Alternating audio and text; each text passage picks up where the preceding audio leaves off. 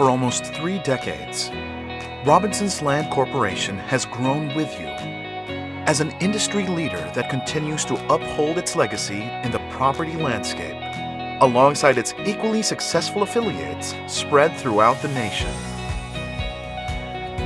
As a subsidiary of one of the largest conglomerates in the Philippines, JG Summit Holdings Incorporated, Robinsons Land establishes competitive names in various industries that paved its way to becoming a trusted brand in the country. Today, a fresh perspective on Philippine real estate will take condo living to a whole new level with a bolder and stronger brand. RLC Residences is a brand that every family and young urban professional will be proud to own, allowing you to raise, live, connect. Immerse yourself with elevated lifestyle experiences, world-class design, and elegant living spaces that enrich everyday life. Experience meaningful digital solutions and innovations, spaces that work for you and your loved ones. A promise of quality that transcends everyday living. Swift connections that get you close to the action, empowering you with mobility that gives you an edge. All supportive of your quest to have a rewarding life and career. Among its extensive portfolio of prime residential developments, RLC Residences gives you the power to choose more than just an investment, but a home that lets you embrace the future with the people you share the journey with. RLC Residences raises the game and elevates lifestyle experiences, allowing you to live in the future with a balanced lifestyle while connecting with people most important to you. To top it all, these award-winning developments are curated with you in mind to make city living worth pursuing.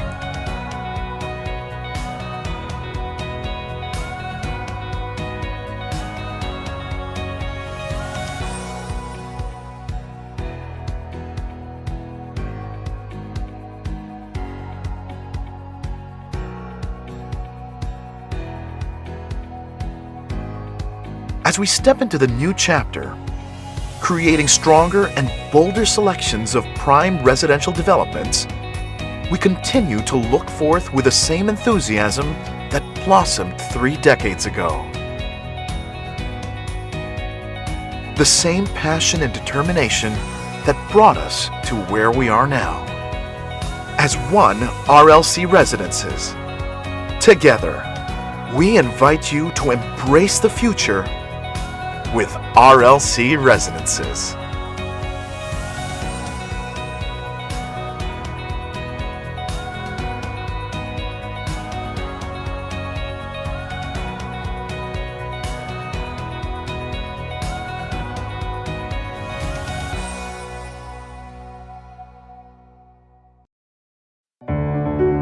Driven by the mission to serve millions of customers across retail.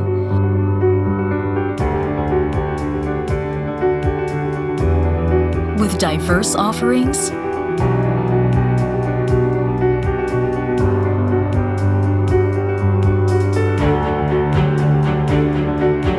and brands.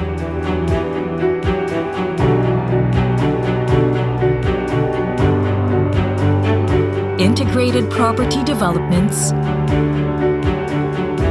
across many locations. With new malls, residential projects,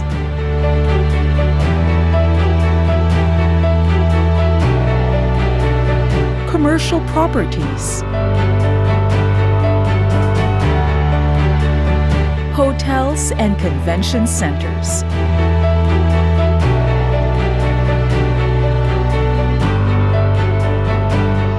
Leisure and resorts.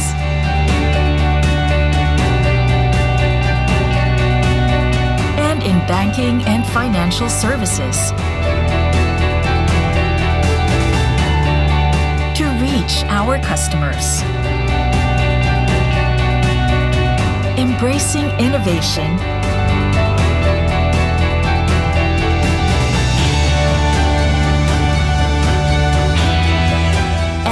committed to the happiness of our customers, to the development of our youth. In our aim for continued growth of our businesses and positive contribution to the nation.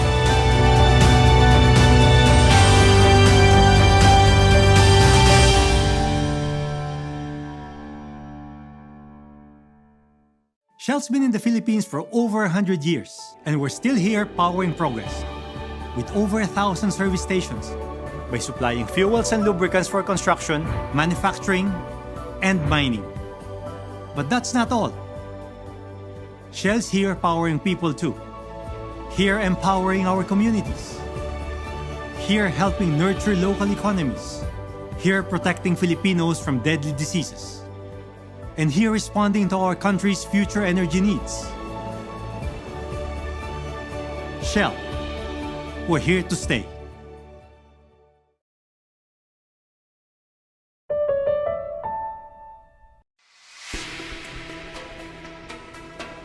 The news never stops. Yung pulang area, yan po yung heavy rainfall. Nais daw magsagawa ng phased clinical trials dito sa Pilipinas. The country's premier news channel continues to deliver headlines and top stories. Headline inflation likely quicks for the fourth straight month in January. Is there anything at all that can legally stop them from doing that? Private Motor Vehicle Inspection Center na pinapatupad ng Department of Transportation.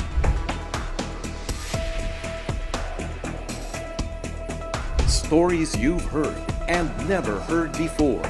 Palagi niyo ba ginagawa ito? Palagi niya kayo sinasaktan? Ang po kayo tinamaan, ma'am, nung paluin kayo? Dito po may kaliwang ulo po. Nagpositibo rin sa virus ang lahat ng pulis sa isang bayan. Operational na ang isa sa dalawang bagong tren ng PNR. Pinutol ng LTFRB ang ruta ng mga jeepney. Sinusulong ng isang mambabatas na taasan ang sahod ng mga manggagawa.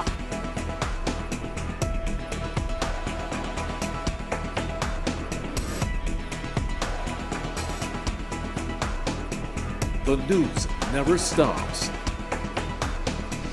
Neither do we.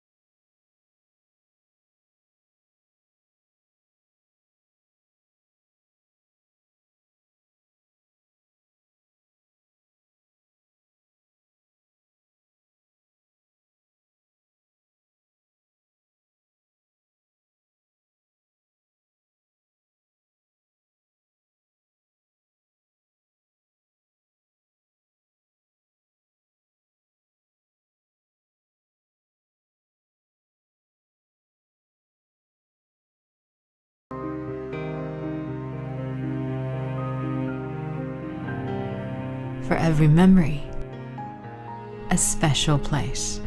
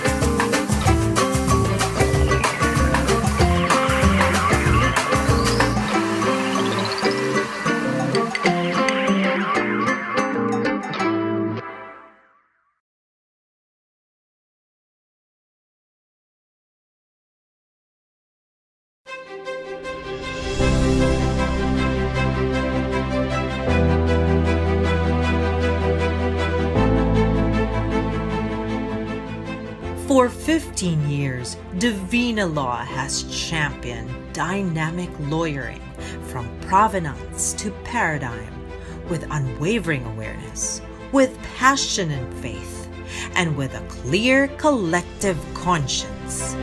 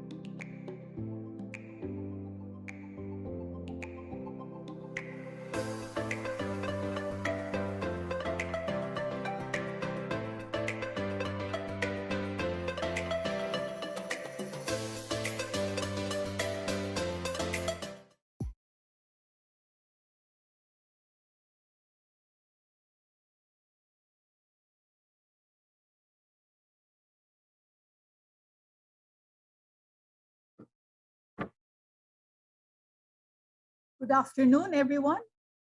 My name is Boots Jotina Garcia, Vice Chairperson of SharePHIL, your host, as well as the moderator for the Q&A panel that will happen later this afternoon. I hope everyone has had a good lunch and is now ready to listen to a very interesting discussion today. As you're aware, this is part 2 of the 2021 SharePHIL Summit series on reshaping the economy through inclusive business. So this event would not have been made possible without the support of our various sponsors. Allow me to please mention them briefly. Our event partners. Firstly, our co-presenters, Ayala Land Inc., our RLC Residences, Residential Division of Robinson's Land Corporation, and SM Investments Corporation. Our event partners include Divina Law, Pilipinas Shell, and the W Group. Our premier partners are BPI, Sabulan Masters, and Insular Life.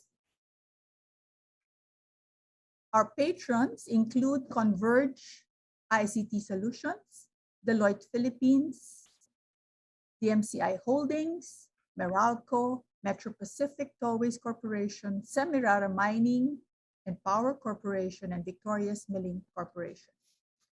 Our donors include Delbros Group, Land Bank of the Philippines, Makati Development Corporation, NutriAsia, and PwC Isla Lipana. And finally, our official media partners are the Business World, Signal TV, One News Channel, the Inquirer Group of Companies, and the Philippine Star and TV5. So we are currently live on YouTube, Facebook page, so follow us, or rather on YouTube and Facebook, and please follow us and feel free to share with your friends. So to begin our program or event today, let us honor our country by singing the Philippine National Anthem.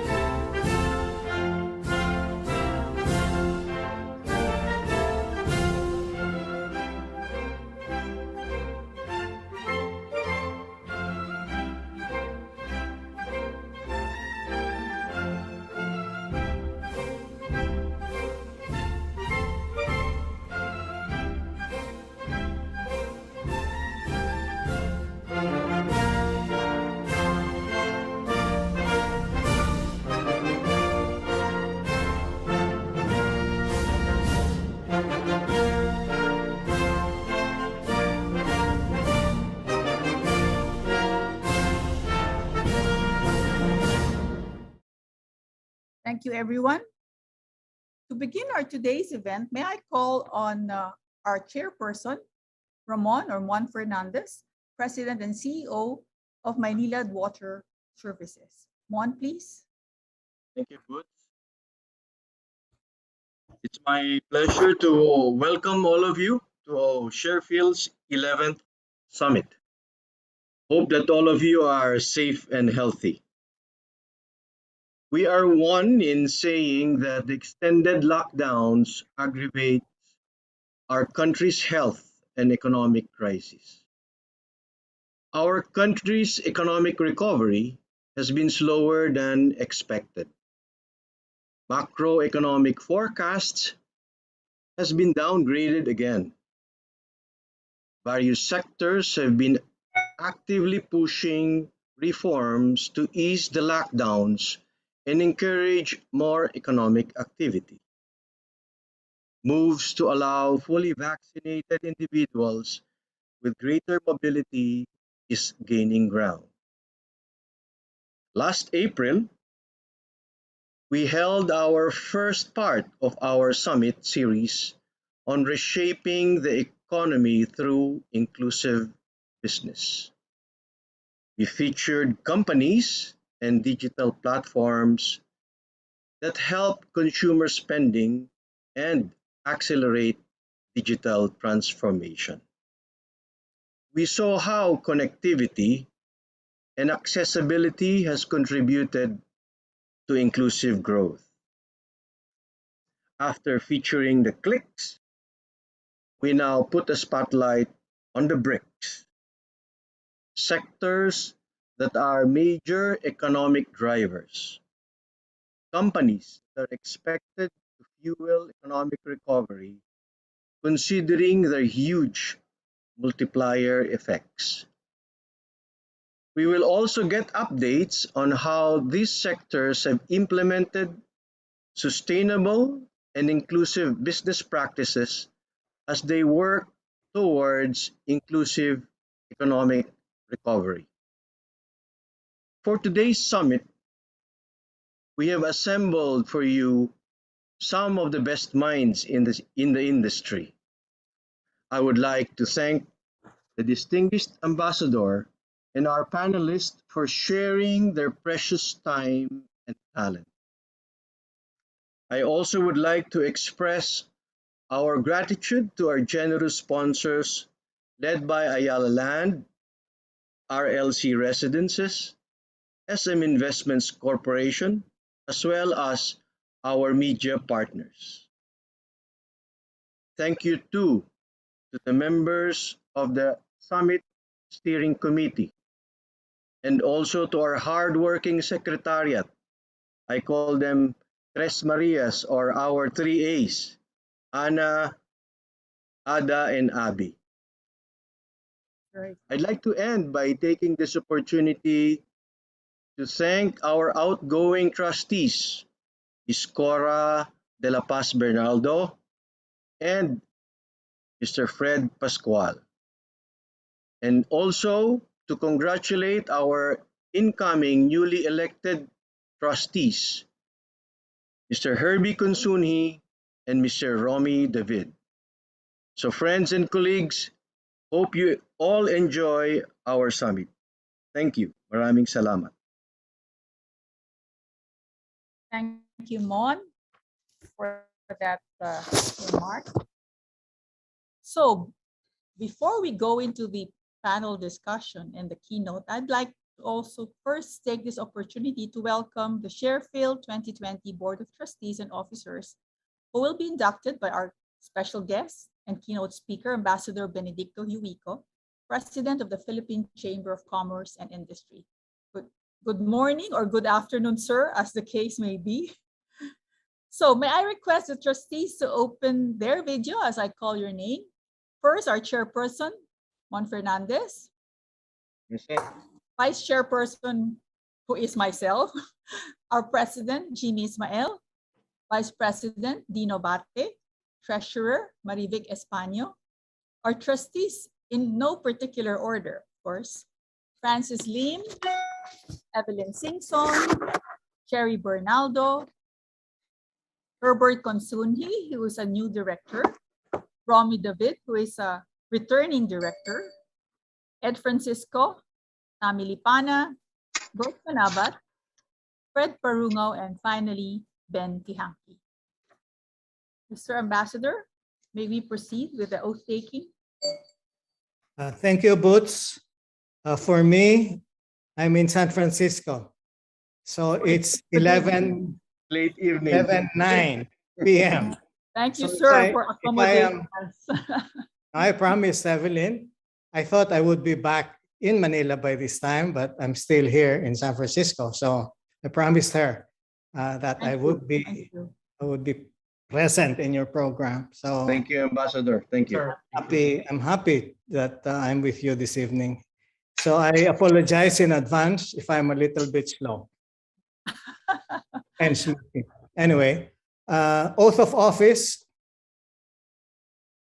I, Herbie Consuntini, Mon Fernandez, having been elected as trustee ex composition, having been elected as trustees and membership of the Shareholders Association of the Philippines, of the Shareholders Association of the Philippines, do solemnly swear to abide by and uphold its constitution and bylaws. do solemnly swear to abide by and uphold its constitution and bylaws, to commit and put into practice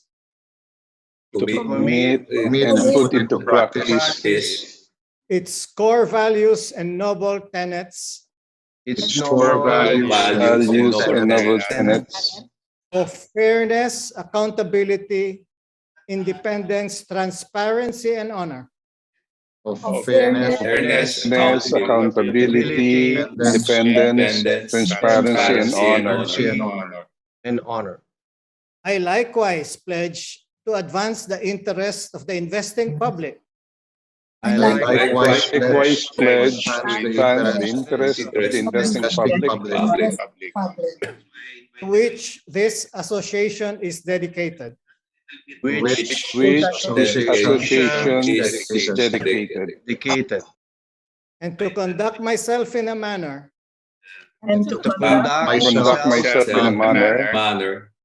befitting of a true proponent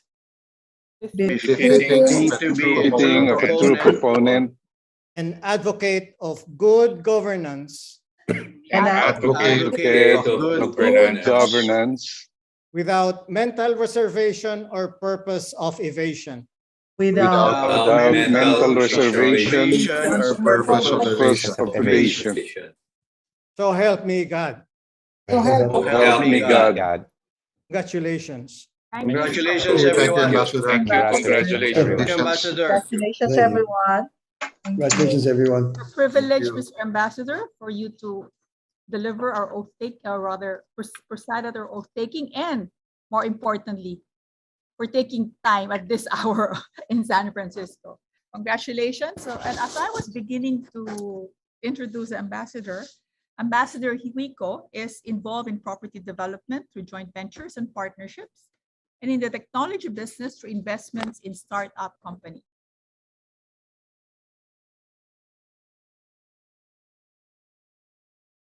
Put your mute. Somebody muted me.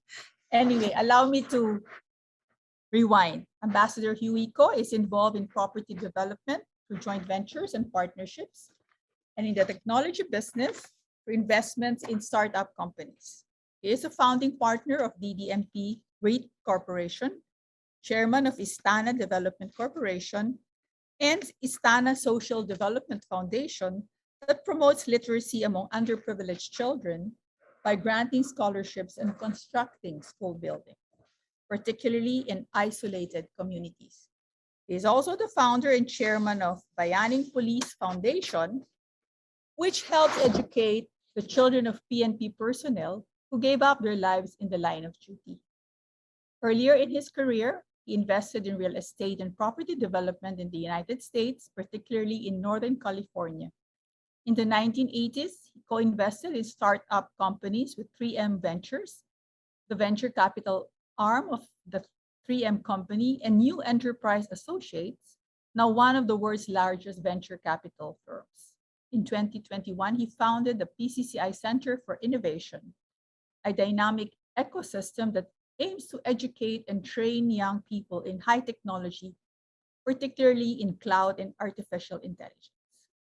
He was president of the Confederation of Asia Pacific Chambers of Commerce and Industry, or CACSI, from 2010 to 2014, and is currently a member of the CACSI Advisory Board. He also served as a special envoy of the president with the rank of ambassador to Ambassador for Trade Relations to Eastern Europe, then North America, and Latin America. So may I have the pleasure to introduce Ambassador Benedicto Hiwiko. Sir, you may have the floor. Thank you, Boots, for that very kind introduction. Mr. Mon Fernandez, Dr. Alfredo Pascual, Mr. Jaime Ismael, my good longtime friend Evelyn, who probably hasn't awoken this up this morning, because I think she is in a different time zone than me. Officers and trustees of SharePHIL Philippines, fellows and colleagues in the business community, good afternoon to you. It is a great privilege to induct the new members of this prestigious organization and to deliver the keynote address on a topic that is front and center of our goal to rebuild the economy in a manner that will achieve a better outcome for all. Having been invited as the president of the Philippine Chamber of Commerce and Industry, I will be sharing what we in PCCI have been doing to help sustain business operations of our members so that they can continue to provide livelihood and jobs, and even to create new ones, notwithstanding this very difficult environment. To contextualize my presentation, let me give you a brief introduction. PCCI is of business organizations in the country with an estimated 30,000 direct and indirect members. 23% of our membership is comprised of large firms. The remaining 77% are small and medium enterprises. Our membership base includes corporations, industry associations, bilateral business councils, and local chambers, which count micro-enterprises among their members. PCCI is the only business organization that has presence in all the regions and in almost all provinces in the country through our local chambers. These local chambers are divided per geographical area. The National Capital Region, North Luzon, and South Luzon, Visayas, and Mindanao. Each area is headed by a vice president, supported by a regional governor and local chamber presidents. Because of the diversity of our membership base and strength in numbers, PCCI has become the partner of government in initiatives to grow our economy by strengthening MSMEs to expand their contribution to our GDP. For the past 5 years of the present administration, we have been the partner of the Department of Finance in the Sulong Pilipinas program. Sulong has been the main platform of government to gather private sector feedback and generate programs and policy recommendations to move the country's economy forward. PCCI was also the partner of the Department of Trade and Industry and the Department of Labor and Employment in the National Economic Recovery Strategy Program. We are working together with DOLE and DTI, as well as with the different industry associations, to create 1 million jobs for our workforce. Allow me then to use this framework to address the topic of centricity of stakeholders with MSMEs in mind as our stakeholders. Today, we are facing the ultimate challenge to humanity since the end of the Second World War. We all know that COVID-19 has serious, long-reaching repercussions on economic growth, employment, and even social stability. No one was spared, not even large enterprises. But because of their lack of access to financial resources, smaller enterprises have been more severely affected. Even today, more than half of the MSMEs that survived this pandemic continue to have financial difficulties. This dilemma presented by the pandemic has created the context in which transformative adaptation is at least possible. We have the unique opportunity to reset and rebuild the economy in an inclusive and sustainable manner, one in which we can expand our economy's capability to create decent and quality jobs, especially that we have a young, expanding labor force.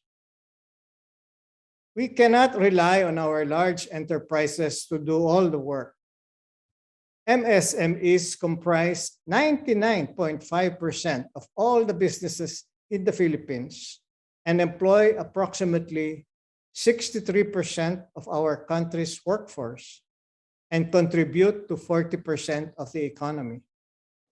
Strengthening the dynamics of MSMEs will be the key to rebuilding our economy and improving resilience.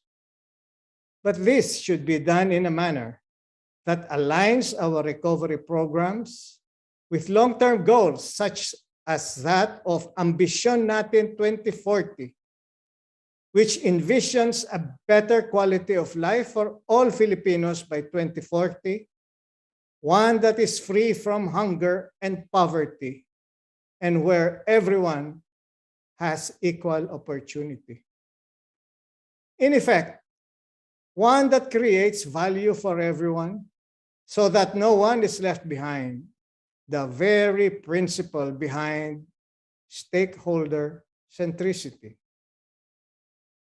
Over the past year and a half, PCCI has led advocacies to help business survive the slowdown in economic activities, seeking support not only for MSMEs, but even for large enterprises, particularly those crippled by COVID-19. We were the first organization to propose relief measures such as tax breaks, waiver of penalties and interest charges on loans, deferments of rents, loan restructuring, even possible additional grants, and of course, to increase public services. We conducted dialogues and surveys with our local chambers and industry associations to give us a sense of our members' most urgent needs. Most, if not all, requested financial relief, such as restructuring of principal and interest. For manufacturers, their urgent call was for the government and the domestic consumers to patronize locally made Philippine products and services. Even as we asked the government for an extension for the filing and payment of the annual income tax, we encourage our members to file and pay their taxes early to help the government continue to have enough resources to support our economy and to be able to purchase much needed PPEs and medicine to combat the pandemic as long as they are not expired. Now, sorry, that was added extemporaneously. We did not seek outright relief, but instead sought our partnership agreements which are beneficial for both parties. For example, instead of seeking outright relief from payment and interest due from lending institutions, we appealed for the voluntary and negotiated loan term extension or restructuring to provide businesses more breathing room to survive the pandemic. We took the same approach with owners of malls and commercial properties to provide their tenants some reprieve through a partnership where rent will be based on percentage of sales of their MSME tenants until such time that the situation normalizes and the tenants are able to meet their contractual obligations. This arrangement will be better for the tenant to remain open and for the mall to have tenants to attract customers. The pandemic brought out the realization that surviving and effectively recovering needs a collaborative approach that assumes that no single group or entity has the capacity to successfully manage the dynamic, complex problems that have risen in the COVID-19 environment. We need a whole-of-society approach where different stakeholders, government, private sector, civil society, communities, even families and individuals must be able to understand each other's needs as we develop strategies to tackle the crisis and recover in an inclusive and sustainable manner. PCCI partnered with a small business corporation to guarantee loans for PCCI members. We engaged an expert to help our members restructure their loans and apply for fresh loans with banks and other non-bank financial institutions. These experts, by the way, were ex-bankers. We are also collaborating with the Anti-Red Tape Authority, ARTA, to ensure the seamless transaction of business. This is critical considering the many restrictions that impede the smooth flow of business. The Anti-Red Tape Authority has deputized PCCI regional governors and local chamber presidents as ARTA champions who can receive complaints and reports and provide suggestions on the improvement of the government's service delivery. We continue to be actively involved in ARTA's dialogue with government national agencies on initiatives to streamline business permits and licenses. These include the Food and Drug Administration, Philippine Ports Authority, Department of the Interior, among others.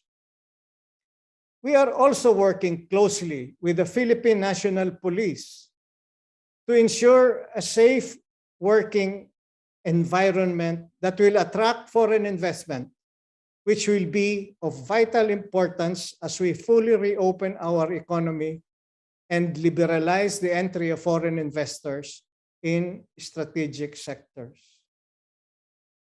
We also initiated the Pinas Muna Tayo campaign and supported the DTI's Buy Local campaign. We institutionalized the PCCI Innovation Center as an ecosystem for innovative ideas and training ground to reskill and upskill our young workforce.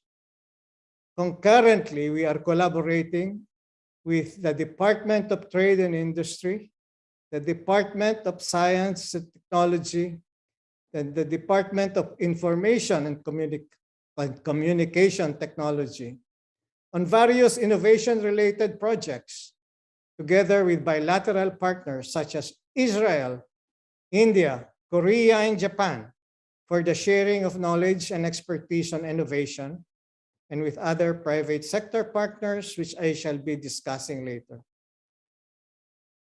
To accelerate the economic recovery process, we championed the following measures: the enactment of the Corporate Recovery and Tax Incentives for Enterprises, or CREATE Act, to revive our faltering economy. After years of advocacy and working with the Department of Finance and Congress, we have finally seen the passage of the bill.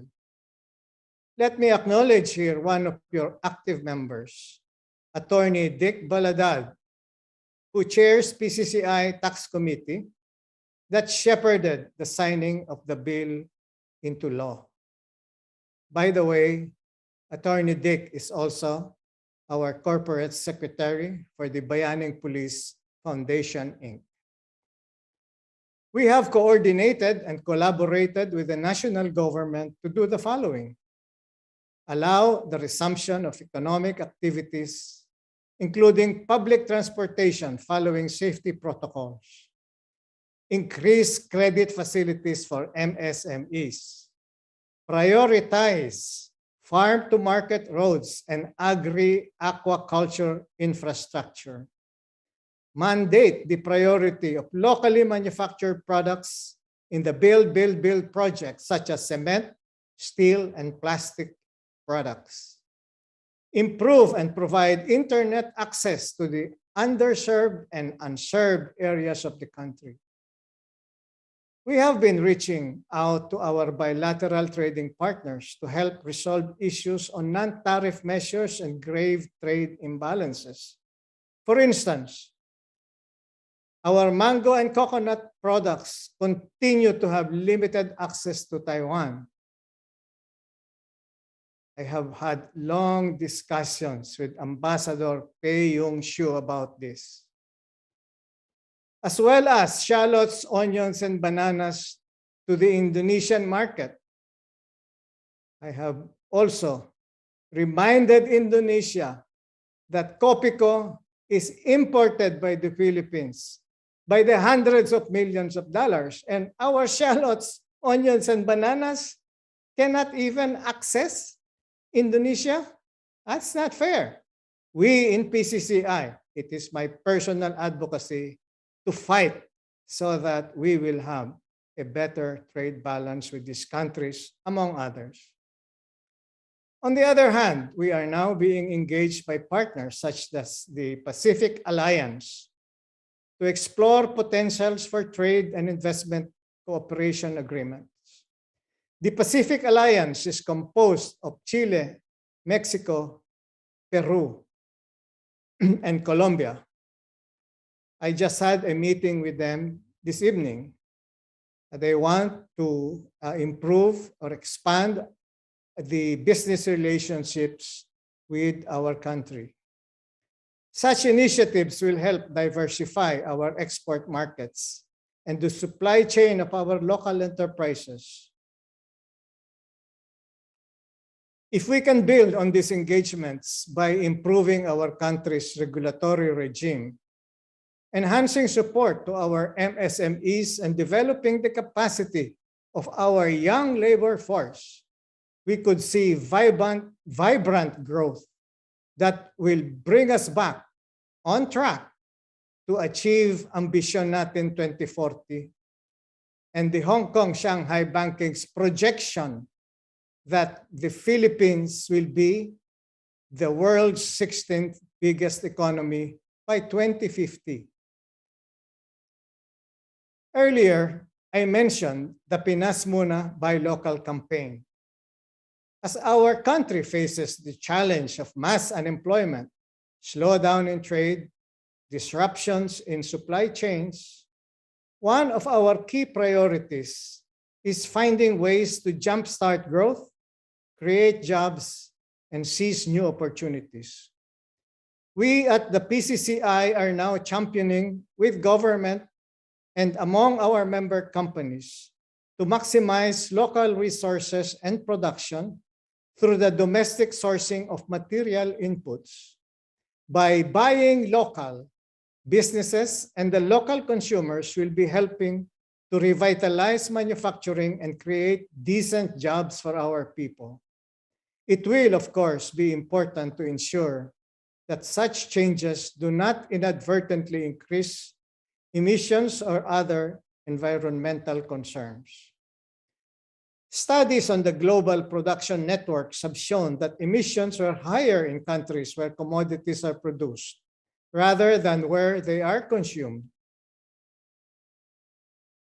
On the PCCI Innovation Center, we are priming MSMEs, the workforce, and the youth for the digital and the fourth industrial revolution. Technology and innovation played and will continue to play a crucial role in helping businesses and their workers transition to the new economy, as well as the delivery of services for the public goods such as health, education, and social protection. Late last year, we completed the construction of the PCCI Innovation Center at the Double Dragon Meridian Plaza. This is the realization of a personal dream to transform our country into an innovation nation where we are able to provide a state-of-the-art venue where our young people can learn, collaborate, share, and test new ideas and develop this into new systems and technologies. It is also a venue to provide training on the use of frontier technologies to ensure that our labor force is capable to participate in the digital age and the fourth industrial revolution. We have established partnerships with Huawei to provide skills training on mobile app development, AI, and cloud. And we are working out partnerships with other tech companies such as Microsoft Amazon, and Wix. We also have mobilized our youth arm, the Philippine Young Entrepreneurs Association, to provide mentorship to our small enterprise members to help them adjust to digital business processes and operation. Our goal in putting up the Innovation Center is to help government achieve the vision of ending poverty and being a predominantly middle-class society by 2040. By capitalizing on technology, we can accelerate the growth of critical sectors such as agriculture, manufacturing, BPO, construction, logistics, education, and even improve government services. In line with this, I wish to also share that PCCI celebrated President Duterte's signing of Executive Order 127, which liberalizes access to satellite technology through inclusive access to satellite services. We have batted for the amendment of EO 467 of 1997 to remove the franchise requirement in the access of international satellite systems. Through this executive order, access is now possible for MSMEs, education, and health institutions in unserved and underserved areas of the country. Improved internet capability means our people in the rural areas can now access life-enhancing information and services around the clock. To concretely translate the EO into something serviceable to our members, PCCI has come up with a proof of concept to put up broadband internet via satellite to geographically disadvantaged areas where internet service is not available or inadequate. We are working out the project with 2 internet service providers to provide satellite internet services at a low cost. Before I conclude, let me invite everyone to our 47th Philippine Business Conference that is happening on November 17 and 18 via a virtual platform. We have lined up an exciting series of discussions with policymakers and CEOs and presentations by international technology pioneers to share and exchange ideas on how we can leverage on innovation to move our country forward. We will also be having a forum with the presidentiables to discuss their economic agenda, coming at a time when the economy is veering towards a sinkhole. Moving forward, we must continue to search for ways to assist our MSMEs, as well as those in the priority sectors such as the food, agribusiness, construction and infrastructure, BPOs, education, health and wellness, and even mining, where we have one of the world's best potential for growth. Because the future is not just about COVID-19, but also other issues that are going to fundamentally reshape business, particularly climate change and dynamic geopolitical situation. Sustaining business growth requires developing our own resources and investing in research, technology, and innovation.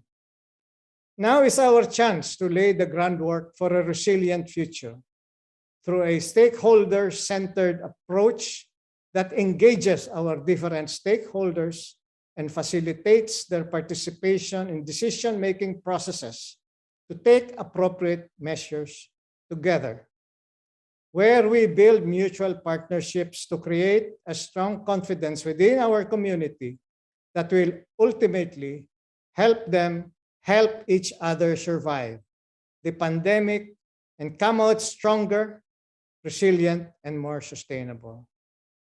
Through programs that enhance the capacity of our people to maximize technology and to meet the demands of the future.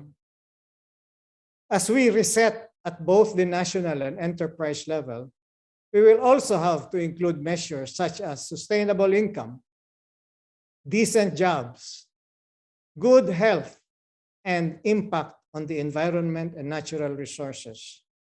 An inclusive, green, technology-driven recovery are vital if we are to create resilient economies and a world in which business can thrive, not just now, but long into the future.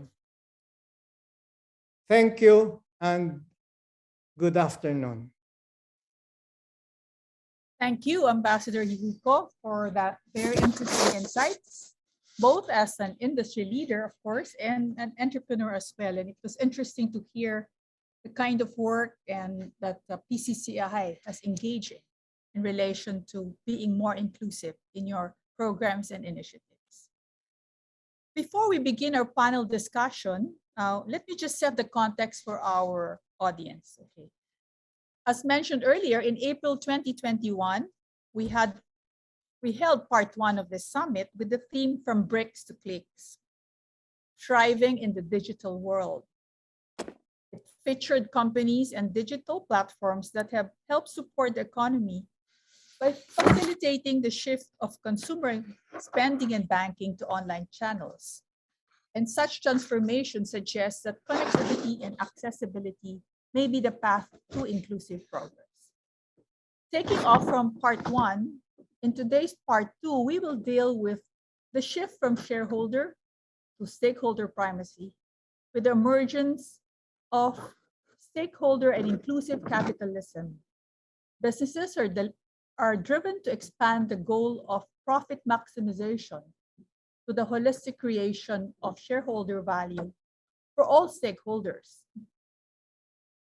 Not only shareholders, but also employees, customers, vendors, and the communities where businesses operate.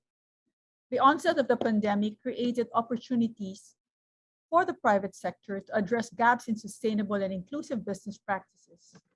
And we have seen how business leaders have stepped up to foster shared prosperity by embedding inclusive and sustainable business practices in their corporate strategies. So with that as a background, I have the pleasure to introduce our distinguished panelists joining our keynote speaker, Ambassador Benedicto. For today's discussion, we have the pleasure and the privilege of having Mr. Gregory Banzon, Greg, CEO and EVP of Century Pacific Foods Incorporated, Ms. Cosette Canilao, President and CEO of Advoitis Infra Capital, Architect Henry Yap, former SVP and Business Unit General Manager of Robinson's Land.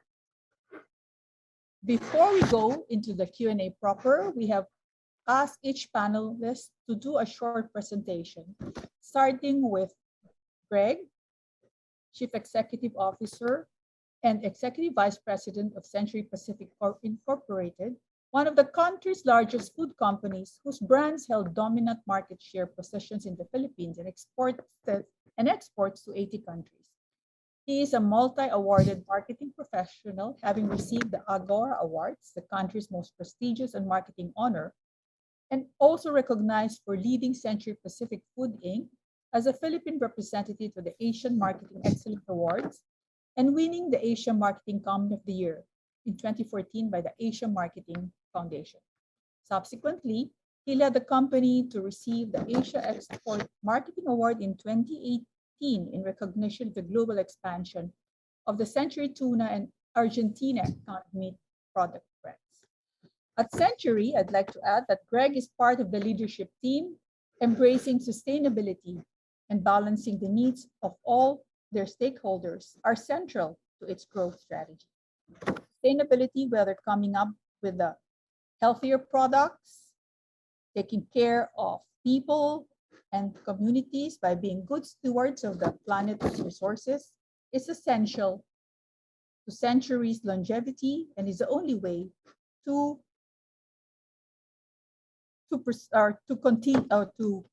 sustain its business. Greg was awarded the CEO Excel Award for Business Communications by International Association of Business Communications in 2017 and was named by the country's top advertising industry publication, the Adobo magazine, as among the 10 most influential people in marketing and advertising in 2016. Prior to Century Pacific, Greg held managing roles at Johnson & Johnson and RFM and key roles at Bayan and Citibank. Greg, you have the floor, please. Good afternoon, everyone. I hope you're seeing my slides. This will be very quick. First of all, congratulations to the new Board of Trustees.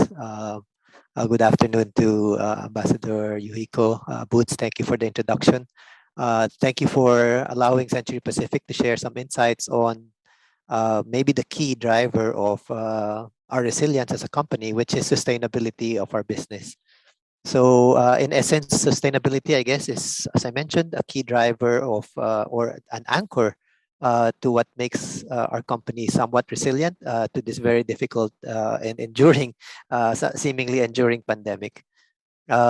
We've been on this journey for quite some time and progressively so, and even going to the point of fairly recently, maybe 3-4 years ago, revising our vision to put sustainability as a key enabler for us to be able to pursue our vision.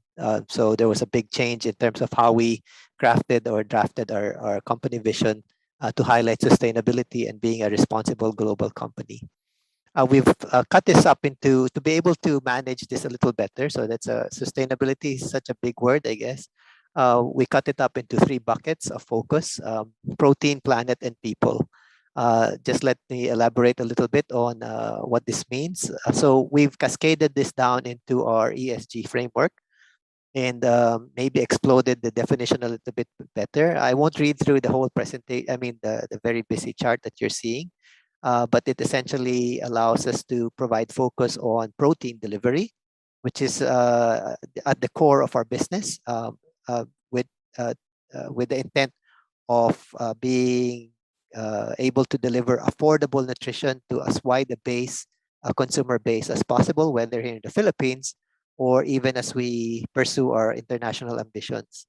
The second bucket is planet preservation. So as we deliver our proteins to our key consumers as being part of our profit purpose alignment, it is essential to us that we are good stewards of whatever resources is entrusted to us. And have specific programs and initiatives in place to ensure that we pursue our growth and delivery of our proteins to our consumers in the most sustainable manner possible.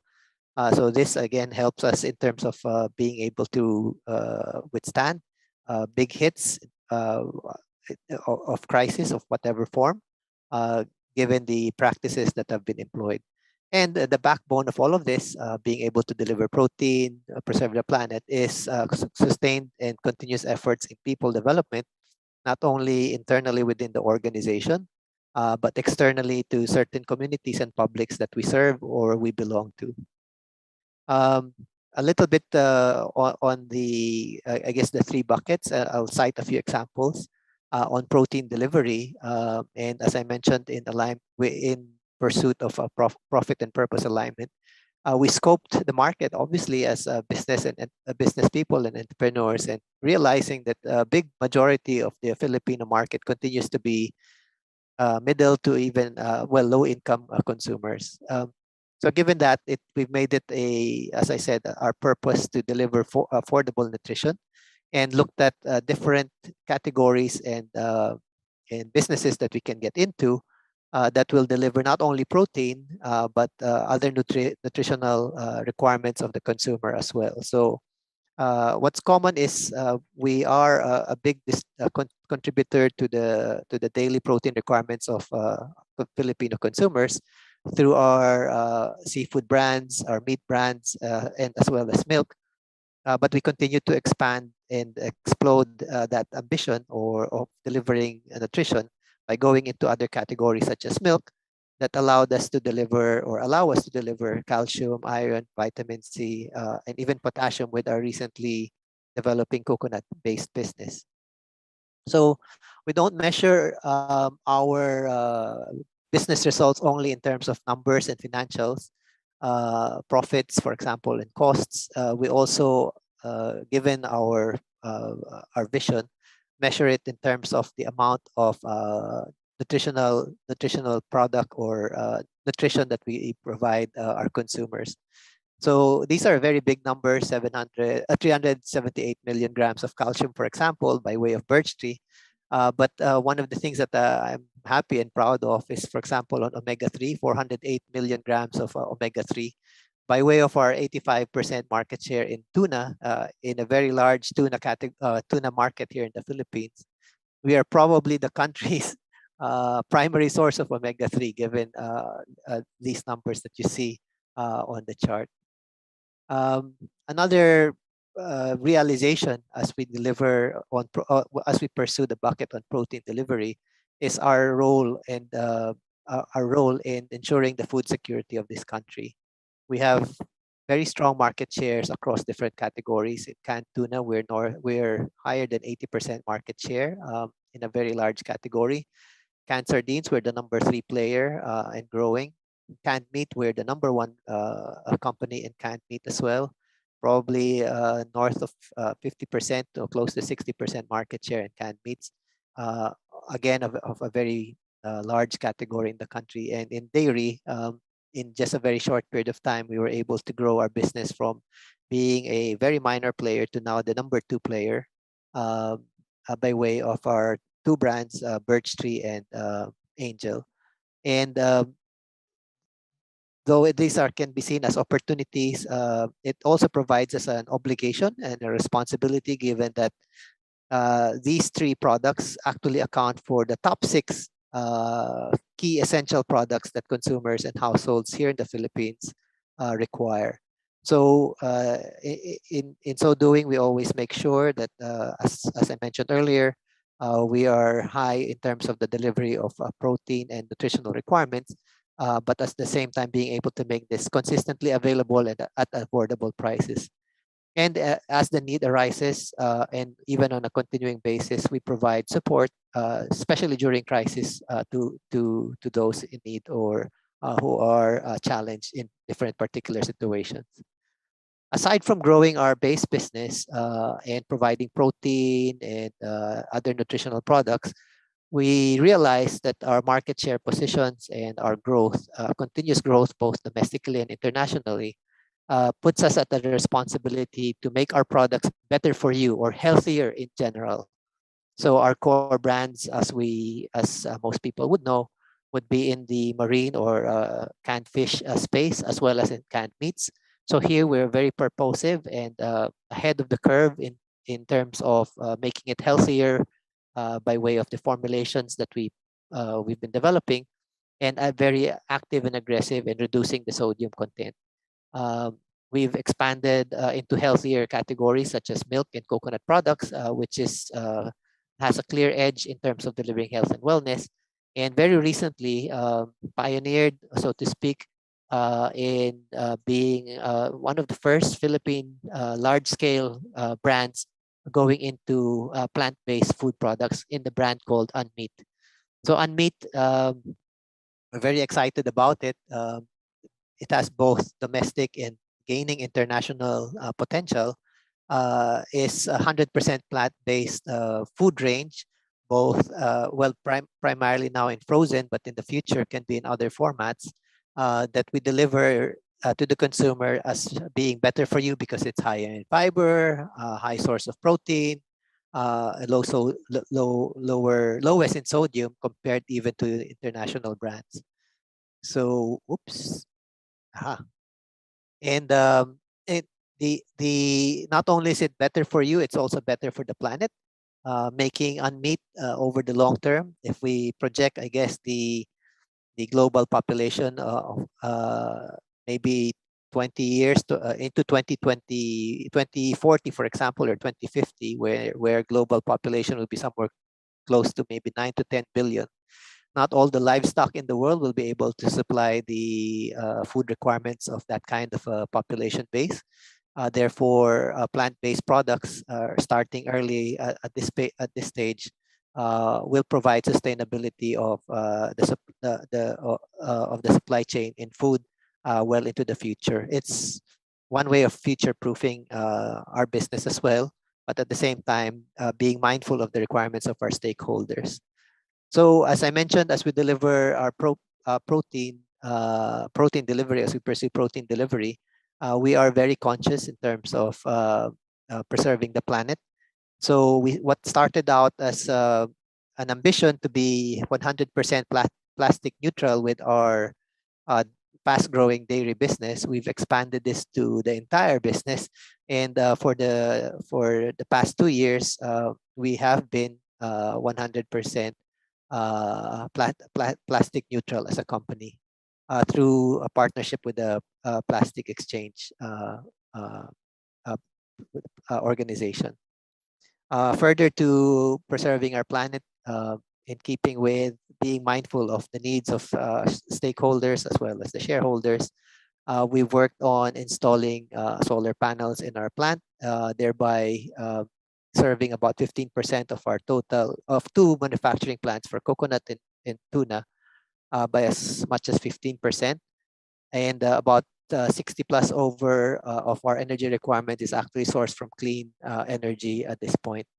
But continuing to expand further than that, we have made or established or set an aggressive objective of being carbon neutral by 2028. This is by way of also another aggressive tree planting effort to sequester total carbon footprint of CPFI as we produce our products.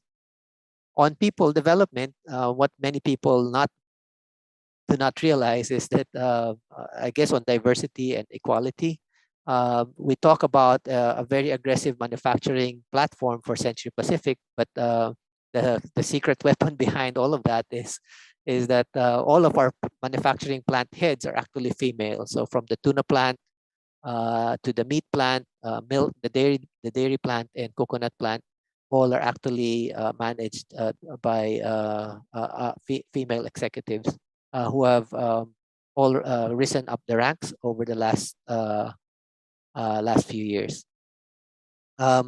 Beyond internal, let's say, people development efforts, we go a little further and have been able to provide scholarships to some of the children of employees, and have been able to grow this so far to about 149 after having kicked off this project about 2 years ago. A balance between people development and planet preservation is our work on coconut farmers.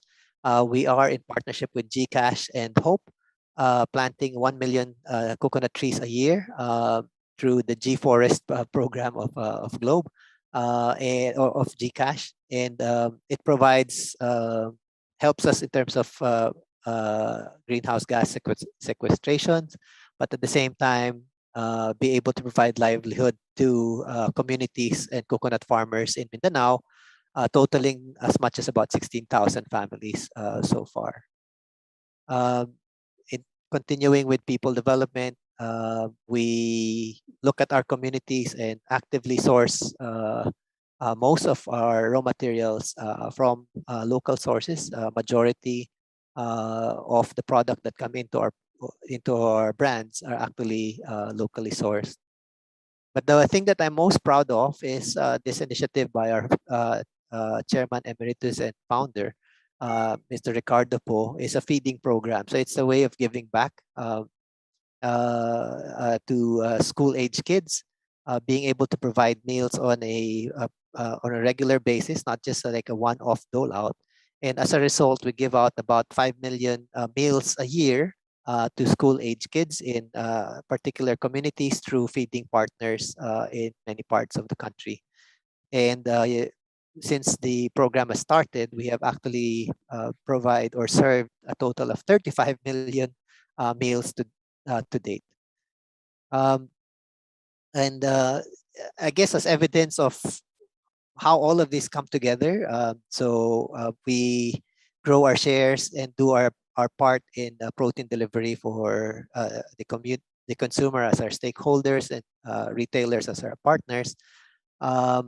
and we do it in a way that is sustainable to the planet, but it's also beneficial to the community and to a good majority of, I guess, potential employees.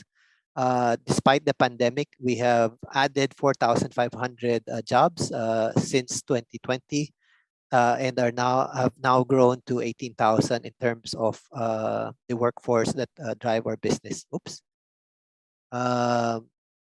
One of the things that I was also proud of, I guess, is that despite the scale of 18,000 employees spread out across 6 manufacturing plants, we have been able to maintain a 99.9% plant safety record on COVID prevention, proving that if you put in place the right steps, as well as the protocols, being able to control COVID is possible.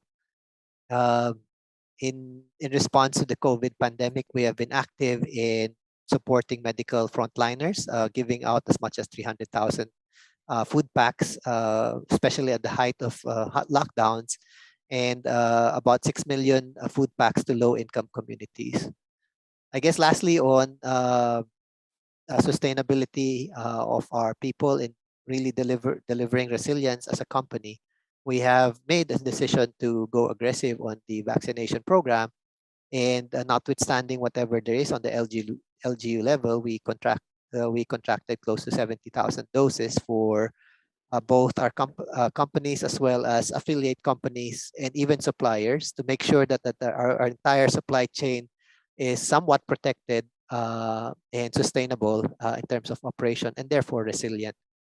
So we launched a program internally called Oplan Ligtas Lahat sa Century, or Oplan or Sana All, I guess, in short. So that sums up, I guess, my 10 minutes. I just wanted to close by quoting our executive chairman, Chris, saying that fundamentally what we want is to change our company's culture so that the sustainability mindset becomes ingrained in how we do business in the long run, and in support of being able to run a sustainable and resilient business. That's it. Thank you very much. Thank you, Greg. I found it interesting that while we're more familiar with PPP being profits, planet, and people, it was interesting that you've used P for protein. Perhaps you can talk about that later on during the Q&A. In any case, but of course, as a gender and women empowerment advocate, I was also quite happy to hear that your women are leading your manufacturing business units. So another good point as far as Century Pacific is concerned. Okay, following Greg's sharing, I'd like to call on, we will be having Ms. Cosette Canilao, President and CEO of Aboitiz Infracapital, the infrastructure arm of the Aboitiz Group. As head of the organization, she sets the overall direction for the company and its business units. She spearheads business growth and strategy by building strong partnerships, as well as driving the development of projects. She has over 25 years of leadership experience in public-private partnerships, investment and corporate banking, and crisis management and restructuring. She held key management positions as partner and practice leader for the crisis management group and financial services industry at PricewaterhouseCoopers, director of Standard Merchant Bank Asia, and managing director for PPP advisory at Atkins Acolti. She also led the PPP program from 2020 to February 2016, where she played a key role in creating an enabling environment for private participation in infrastructure development through policy enhancements, process improvements, capacity development, and project pipeline building. And during her helm as head of PPC, the center achieved numerous recognitions globally from various institutions. So Cosette, you have the floor, please. Hi, thank you, Boots, and good afternoon to everyone. Good afternoon, Ambassador and my fellow panelists. Thank you to SharePHIL for giving me the opportunity to share my thoughts and perspective this afternoon. To start with, please allow me to introduce the organization I lead. Aboitiz Infracapital is the infrastructure arm of the Aboitiz Group, whose enduring 100-year legacy is anchored on its time-honored values of integrity, teamwork, innovation, and responsibility. As a family-led business, the group, through its listed holding company, Aboitiz Equity Ventures, one of the leaders in advocating good governance, inclusive growth, sustainability, and innovation. In Aboitiz Infracapital, we are committed to serve as a building block of the economy, to drive growth in the different parts of the country, and uplift the communities that are hosting our businesses. Through our industrial anchored estates, end-to-end water service businesses, digital infrastructure, and mobility projects, we aspire to create long-term value for our shareholders, employees, customers, partners, and the communities we operate in. The Aboitiz Group has always been conscious of its role in fostering shared prosperity by embedding ESG practices in our operations. We grow the businesses we are into, and our stakeholders grow with us. Our inclusive stakeholder-centric approach to infrastructure development involves putting in place an impactful engagement program at the onset of execution, wherein we connect with all the stakeholders from planning up to construction until operations. As most of us here know, securing right-of-way is one of the main challenges in completing massive infrastructure projects. Therefore, establishing mechanisms to engender support from landowners, surrounding communities, and government is a must. It is also inculcated in our corporate culture to include sustainability in our business as usual. It is not just demonstrated through CSR activities, but also ingrained in our operations. I'd like to highlight as an example how we apply those three critical practices in our ongoing bulk water project in Davao City. Through our subsidiary Apo Agua Infrastructura, we partnered with the Davao City Water District in developing a sustainable 300 MLD bulk water facility that will provide safe water to over 1 million Davaoenos, with the mighty Tamugan River as the source. The project is also the first of its kind with its water energy nexus component, wherein the hydropower from the river will be the energy source of the water treatment facility. Apart from an enabling regulatory environment, balanced risk allocation, commercial and technical viability, another important consideration we gave particular attention to and continuously work on is the project's social acceptability.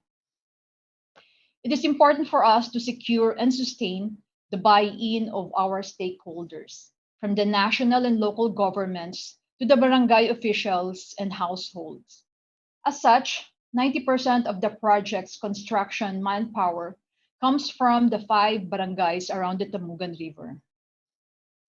Infrastructure development, more often than not, requires going beyond contractual obligation in order to achieve results. A major component of the Apo Agua project is the right-of-way acquisition.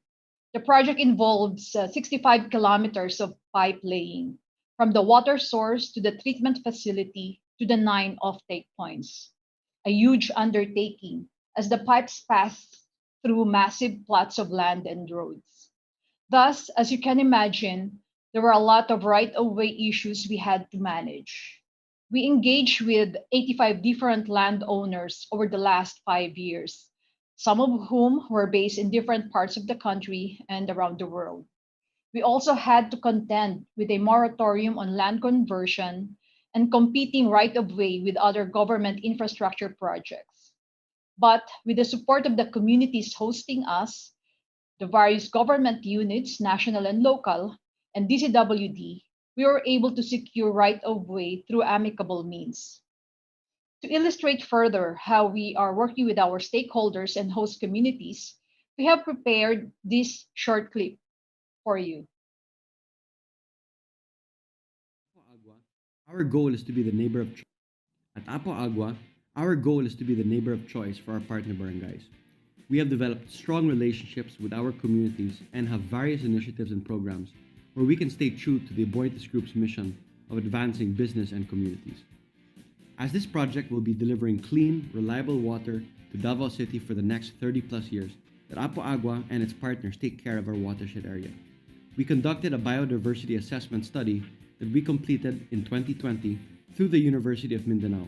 And one of the interesting findings was the presence of certain species of dragonflies near our river, a very good indication that the water quality is very clean.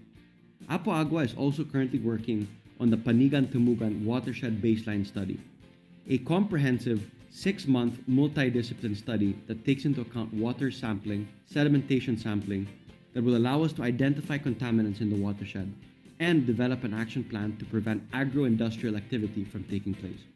The end result of this study is to provide these recommendations to the Watershed Management Council and the Davao City Council to turn it into legislation to protect Mugan watershed. To solidify our commitment to this watershed area, back in 2018, Apo Agua adopted 50 hectares of land in Mount Tipolo. This is through the Adopt a Site program of our partner Davao City Water District in order to rehabilitate and reforest the area. Furthermore, Apo Agua and our team members have regularly participated in various tree planting activities in partnership with our host barangays. In 2019, Apo Agua started sponsoring a group personal accident insurance plan for the Bantay Bukid volunteers, our forest rangers for Davao City's watersheds. Apo Agua and Aboitiz Foundation was able to inaugurate a rainwater harvesting facility this year in Tabobong National High School, located in our host barangay. As part of our commitment to our host barangays, we also have a scholarship program that started in 2019 that provides high school financial assistance and college scholarships to the brightest minds of our community. As a client, we decided that we needed to support our contractors' manpower ramp-up in order to catch up on the construction timeline. We immediately reached out to various partner barangays in order to conduct town halls to fill the skilled and laborer workforce requirement. Apo Agua also partnered with the Davao City's Public Employment Services Office to hire our skilled workforce. We have been participating in multiple virtual job fairs as a partner employer. Both of these initiatives have delivered tremendous value, as they have been a significant source for our manpower ramp-up. We now have over 5,000 workers as of April 2021, compared to the under 100 workers just 1 year ago. Where various plantations and businesses near our construction site have closed down, our project has offered employment opportunities to the local community. More than 50% of our workforce hails from our partner barangays. So, daghang salamat sa Apo Agua. Dako nga challenge sa ato ang project bisan sa atay pandemya. So, daghan na hire as laborer sa ako ang barangay, which is dili kaayo ma-feel nga naay ang pandemya, ang krisis, kay duna gihapoy trabaho ang mga tao. So, amo kini among dako kayo nga pasalamat, dako kayo nga tabang sa mga katawhan. Dili lang sa Wines, sa Baguio District, tibuok Davao City. Thank you. So, to proceed, infrastructure development is very challenging. Well-prepared feasibility studies are not enough to ensure success of implementation. It needs collaboration and open communication between governments, developers, investors, customers, and host communities, from policy development to project preparation and execution. With a shared mission to improve the lives of Filipinos, we are set on working more closely with the government to bring our other projects into fruition to aid economic recovery as we contain and steer our way out of this pandemic. That ends my presentation. Thank you for your attention. Thank you, Cosette.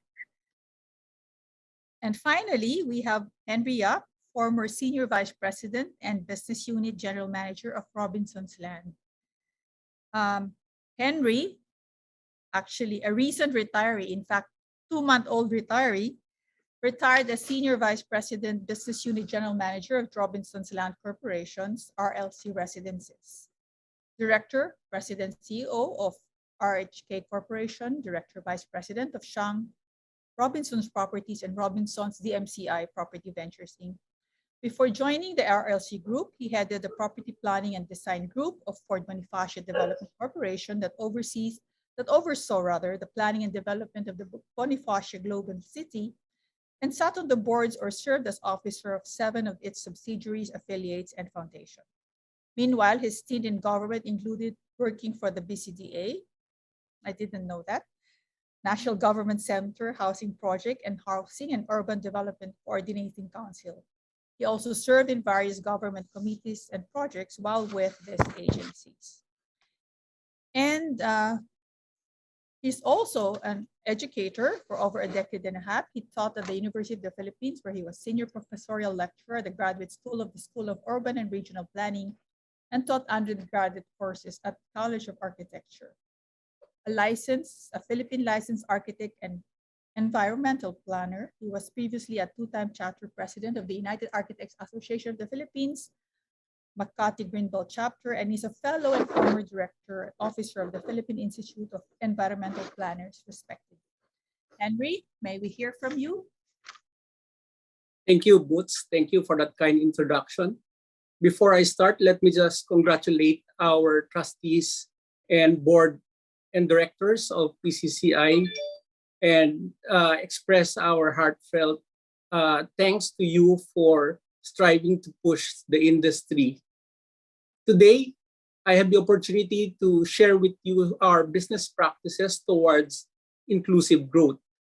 But before that, let me just give you a brief introduction of Robinson's Land. I'll talk about our milestone, how we are leading through innovation, and of course, our ESG and sustainability programs.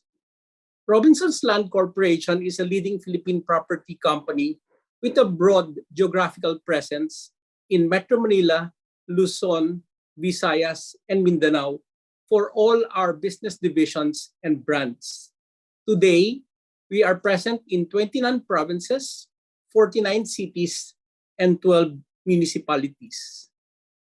Robinson's Land is the property arm of JG Summit Holdings, Inc., one of the leading conglomerates in the Philippines with a well-diversified subsidiaries. JG Summit's business encompasses consumer products in banking, energy, telecommunications, utilities, among others. RLC also plays an integral part in the group's business and strategic program, wherein we are also in transportation, in aviation, in banking and finance, among others. Just to give you a brief milestone of RLC, we were incorporated about 4 decades ago in 1980. In 1989, we were able to be one of the companies that offered the IPO in the property sector. Since then, RLC has developed offices in Makati and elsewhere. We have also developed residential projects, both horizontal and vertical. We have provided new malls across the country. We've also developed subdivision projects around the country. And we've also lately incorporated or developed logistics and hardware facilities. In between 2010 and 2014, RLC was the first developer to offer government a place in its malls. To date, we have 300 different government offices across 2 dozen malls, providing government services to our people. Moving forward, let me just summarize the number of projects that we are in. Today, we have about 81 residential buildings, 52 lifestyle and mall centers. We have over 40 housing subdivisions, 27 office buildings, 20 hotels and leisure projects, 19 mixed-use developments, 6 industrial facilities, and 5 work-able centers. As RLC continues to adapt to the needs of its shareholders, we also consider our stakeholders Thus, we have launched various initiatives for our business units. For RLC, we have developed a number of portals to support our sellers, our buyers and investors, and our homeowners. In the hotels, we have developed easy reservation programs, digital payment solutions, cashless alternative, FB Messenger chatbots, and enhancement of our websites. In our malls, we pioneered the first delivery service with our partners, where you can now order through us, and we can coordinate physically with our personal shoppers helping you buy, or you can use the software. We've also updated our virtual directory and provide enough parking for our partners. At this point, let me just share with you some details of our customers' journey. One of the things that got affected in this pandemic was our sellers, because now less and less personal interaction were required because of government limitations. As such, we have equipped our sellers with a sellers portal that allows them to still interact with our prospective buyers, thus allowing them to market our products and interact, address, and determine what are the requirements of our buyers. Once our buyers are able to successfully close the deal, we can actually reserve these units through the portal and upload all the documents to book the sale. Once our buyers are able to acquire a property or invest in us, they can also monitor their own account, just like what we have with our banks. As soon as the purchase is done, they are given an account and they have full access, and they can view their own portal. They can also check on the payments that they have made, the post-dated checks that they have given, determine when they will be paying next, or determine how long the payment period needs to be. They can also send inquiries about the projects. One of the things that we have also done because of this pandemic was to create a 360 virtual tour of our properties. Due to limitations on site visits of both actual projects or our showroom, one good alternative now for most is to be able to view it online. To check this out, they can actually check our website called rlcresidences.com. But we do not end there. Once our buyers are able to move into our condominium units, they are now able to access information about their units as well as their developments. RLC has developed a program called My RLC Homeowners Portal that allow our tenants to have access to information of the project. These tenants can access them 24/7 and can avail of information and services at their convenience. They can also request for documents and services such as gate passes, repair and maintenance, or pay their association dues conveniently online.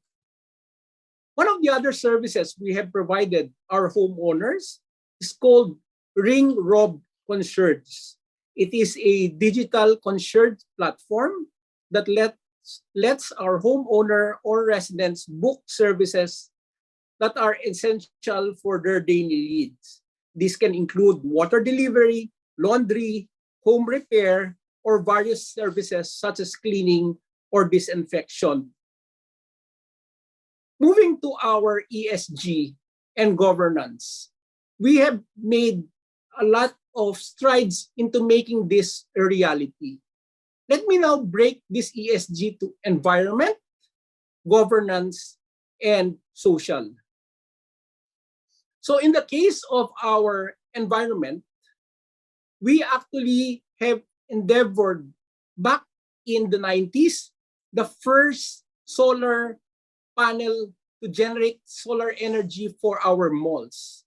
To date, we have close to 2 dozen malls generating as high as 28 megawatt hour, equivalent to 1.2 million trees planted. It also reduced our carbon footprint and have saved us approximately 210 million in expenses. In addition, we have also worked with our partners in reducing our water consumption by generating enough wastewater, reducing our wastewater so that we can help our environment. We have also are currently working in partnership with USAID to improve our waste generation and maximize our recycling. We are piloting this in 3 of our malls today. As far as water treatment is concerned, we've tried to reduce wastewater, but we have already incorporated rainwater harvesting and collection system. This will now reduce our dependence on piped-in water, thus allowing our community to have more water for themselves. Our buildings now are called green buildings. We have 3 LEED certified buildings or leadership in energy and efficiency development. And we continue to develop more buildings under the LEED certified category. Moving forward into our social section, given the pandemic, we have worked with government to provide COVID assistance. To date, our malls, 27 of our malls are being used as vaccination sites. And as of the end of the second quarter, the total number of doses administered in our malls account for close to 250,000. RLC also is working together with our local governments by adopting communities in Tuguegarao and in Bacolod so that we can provide community or adopt communities to help this. We've also worked with our trainers to provide guides for our employees so that despite the challenges of having to work off-site or work from home, they can continue to learn because of our online training modules for employees. I also like to share that we were included in the Bloomberg Gender Equality Index for last year, as we have provided a lot of initiatives providing gender equality. To date, our male to female ratio is 2 male to 3 females. We've also had a lot of our female promoted, and we value safe working hours in our construction areas. Lastly, as far as governance is concerned, we have made sure that we have key independent directors running the major board committees, such as Audit Committee, the Risk Oversight Committee, the Corporate Governance Committee, and related Transaction Committee.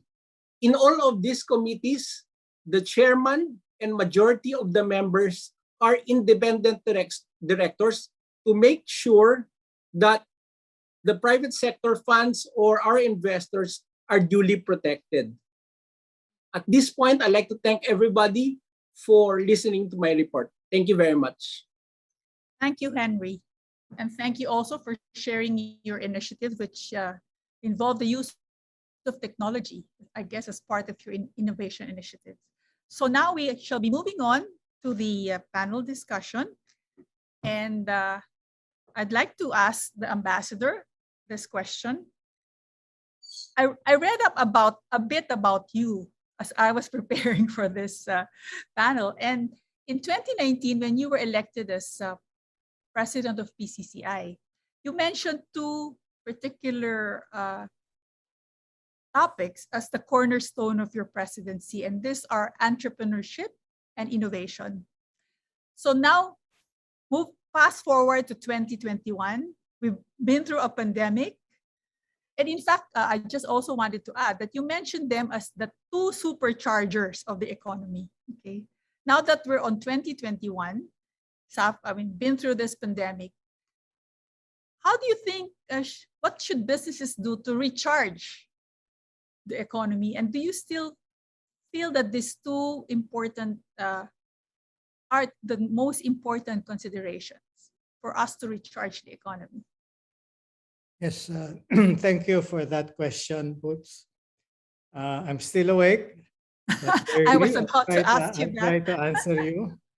You know, when I announced that innovation would be the primary advocacy of PCCI when I was elected, I was thinking that this was going to be a long-term basis for our country to benefit from what I call the population dividend. That we will have a lot, we have a lot, and we will continue to have a lot of young people. And I didn't want to see our young people work in assembly operations, assembling bicycles, assembling electronics, because that's not gonna get us anywhere as a country. I wanted them to have an opportunity to learn technology, because I believe innovation will be the one that can propel us quicker as a developed country going forward. So innovation remains to be important, entrepreneurship too. And these are the things that can actually help our MSMEs going forward. They do have to learn how to do things better, quicker, and cheaper if they want to survive and prosper. Thank you, sir. I do have a follow-up question as well for you before I ask a question of the panel. As a business leader, what are your views on inclusive capitalism? Capitalism which is more responsive and inclusive, with better shareholder stewardship and a more long-term focus, which benefits a broad range of people. Please share your thoughts on this. Well, Boots, let me answer by giving you an example. The approval of the REIT law. The REIT law is a great example because not only does it benefit the capitalists by allowing them to liquefy their investments by selling 30% of their real estate companies, it also has benefited the small investors because they can now, through buying a REIT, earn dividends of 5 to 6% instead of just earning 2% interest in bank deposits. So here's a situation where capitalists benefit by being able to liquefy their investments, and small investors benefit as well because they are able to benefit from the increase in real estate prices through REIT.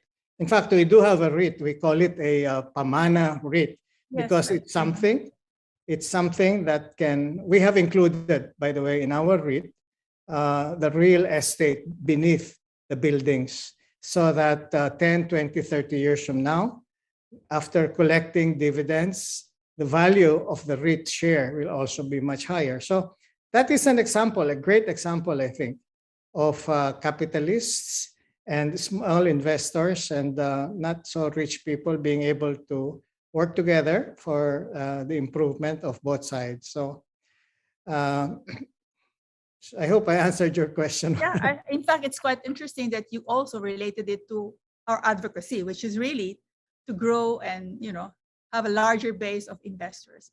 I'd like to ask our three panelists to also comment on that. Maybe I can ask Cosette to start. Hi, Boots. I'm sorry, to comment on shift to stakeholder-centricity rather than shareholder, is that it? No. My question is, what are your views on inclusive capitalism? Well, the same, yeah, same view as that of the ambassador. I think we've done a lot of reforms in the past few years that allows a small investor to participate in the, in shared prosperity initiated by capitalists, and that signals again, to the theme of this afternoon's session, which is again, not focusing just on the shareholders, but to the broader stakeholders, partners, communities, and other parts of the value chain of our business, of the businesses that the bigger conglomerates are in. Thank you. Greg or Henry, any thoughts?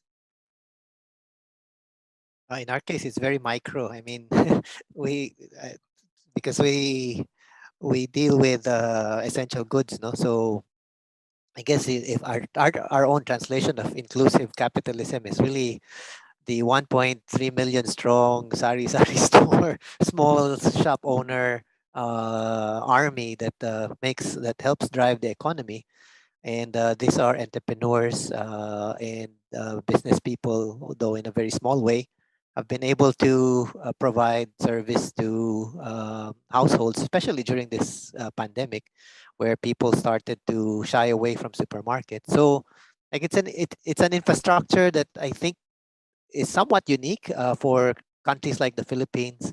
But as a country, I think it's what have kept the economy going despite whatever crisis because what we noted is that in good times, sari stores and small shops flourish. In bad times, they flourish even better. So they're a go-to a resource for the community, and it provides, I guess, some economic activity on an ongoing basis in an easy manner as possible. Henry, any thoughts? Yes. I just like to add on to what the ambassador has mentioned. As you know, Robinson's Land just early this month launched RCR, or the Robinson's Commercial REIT project. And I agree with the ambassador that it was one of the venues to allow our smaller shareholders to be able to invest. You know, the difference with the REIT and the normal stocks is that the stocks are more volatile. But in the case of the REIT, the work is actually being done by the sponsor. All the efforts will be done by the sponsor, and the investors just have to wait for the time that the dividends are declared.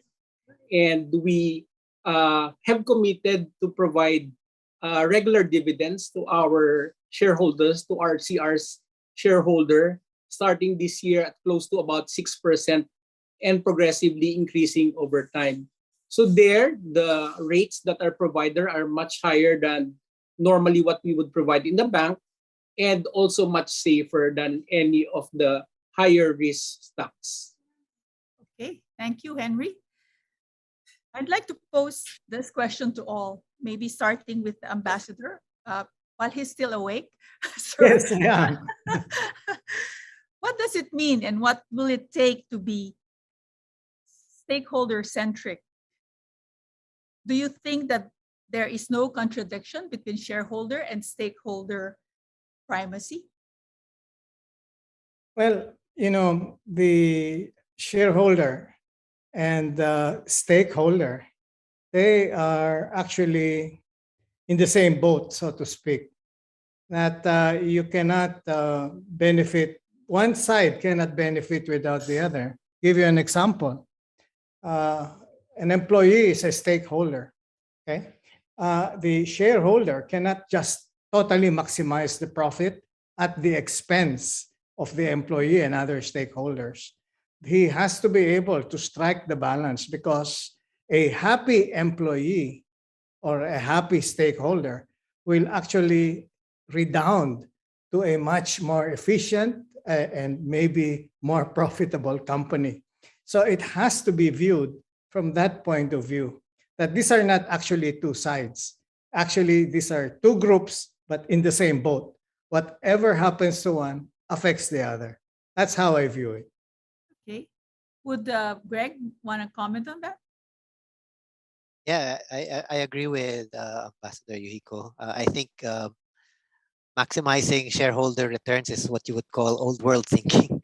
The new world thinking is really ensuring that all stakeholders, both shareholders, employees, the communities we serve, the consumers, and even the planet needs are taken into consideration. And then thereby value is maximized across the board, and then growth is therefore sustained because you're taking care of your consumers, you're taking care of your employees, the community you serve.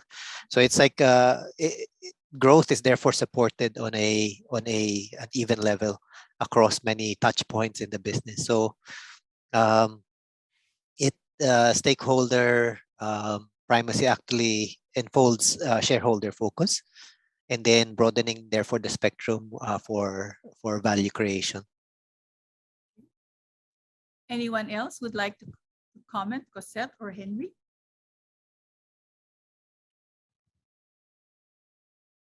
Okay, let me just share that the two concepts of stakeholders and shareholders are not mutually exclusive.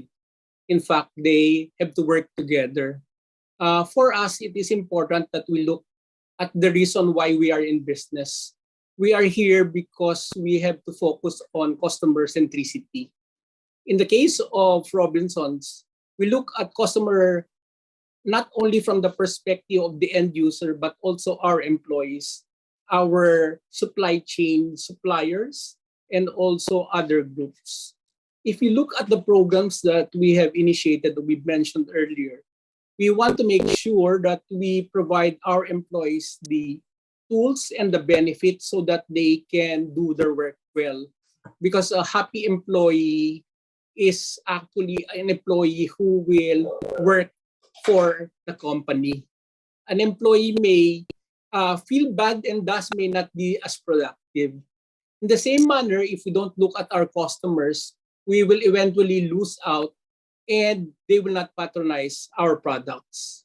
So I believe that we have to look at our shareholders as well as our stakeholders to be able to grow in this industry. Yeah, While you're still, Cosette, yeah, go ahead. No, just to validate what everyone has said, it's not a zero-sum game. Shareholders are part of our stakeholders, and I believe that sustainability can only be achieved if all stakeholder issues are considered and addressed. Yeah, Henry, I wanted to go back to you because there was a question from Francis Lim when you spoke about REITs, which you just recently launched, if I'm not mistaken. So the question is, are there any learnings that you can share with the participants from launching a REIT and being a newly listed REIT? Okay, we like to state that when we were developing the REIT, we wanted to be the biggest, the widest, largest, and most diversified. These four concepts were developed so that we can address both our shareholders and stockholders. So when we were developing it, we wanted to be the biggest so that we can allow others to participate or to invest in us. There are many companies and many shareholders, but if you are only to be able to sell a small amount, then you actually are not addressing a wide margin, a wider group of people or investors. Even the small ones may not be able to participate because the big ones normally will eat up all your shares already. So we wanted to be the biggest. We also want to be widest because it is important for us to provide risk management. Right now in our REIT, we don't limit our office buildings to Metro Manila. We have in the north, we have in southern Luzon, we also have in the Visayas. So that way we ensure and we can ensure to our investing public that their investment will not be affected by a major activity in their locality, because there are other portions that will help cover in case the business is not very well in another area. We also wanted to make sure that we have a constant supply of office space that we can contribute. So far, we've included about 425,000 square meters of office space, and as submitted by the company, over the next few years, we will continue to add more space, thereby allowing our investors to earn more dividend. So these are actually the learnings that we've done. There are slight modifications on how others have done it, but we believe this would be the formula to allow us to grow further. Nawala si Boots. The next question, I would like to ask Cosette. Are you going to pinch it for Boots, Greg? All right. This is Anna with the Secretariat. I think one of the questions also is with all the changes that you've made in your operations to address more sustainable. I think she's back though. But let me just shoot this question out. Like, go ahead. Have you seen Apologize any for that. changes to your stakeholders and your communities after applying the inclusive practices?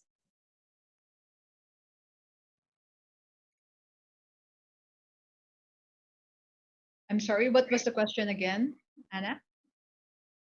Have you seen any measurable changes or improvements in the stakeholder communities that you serve after implementing more inclusive business practices? Okay, so I'll take the first crack at this one. Infrastructure projects, are very, very intrusive, especially when it involves construction in public areas. Now, complaints are lesser and when proper and regular engagements are held. So it becomes the responsibility of all stakeholders, especially the local governments and the communities that are hosting us and we will serve later on, to resolve other issues. So we've seen lesser complaints for as long as there's regular and frequent engagement with all stakeholders.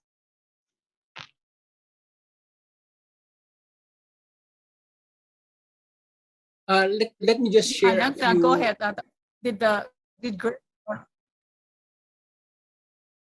Okay, Anna, let me just share a few remarks also. As far as RLC is concerned. To answer? Yes, can you hear me?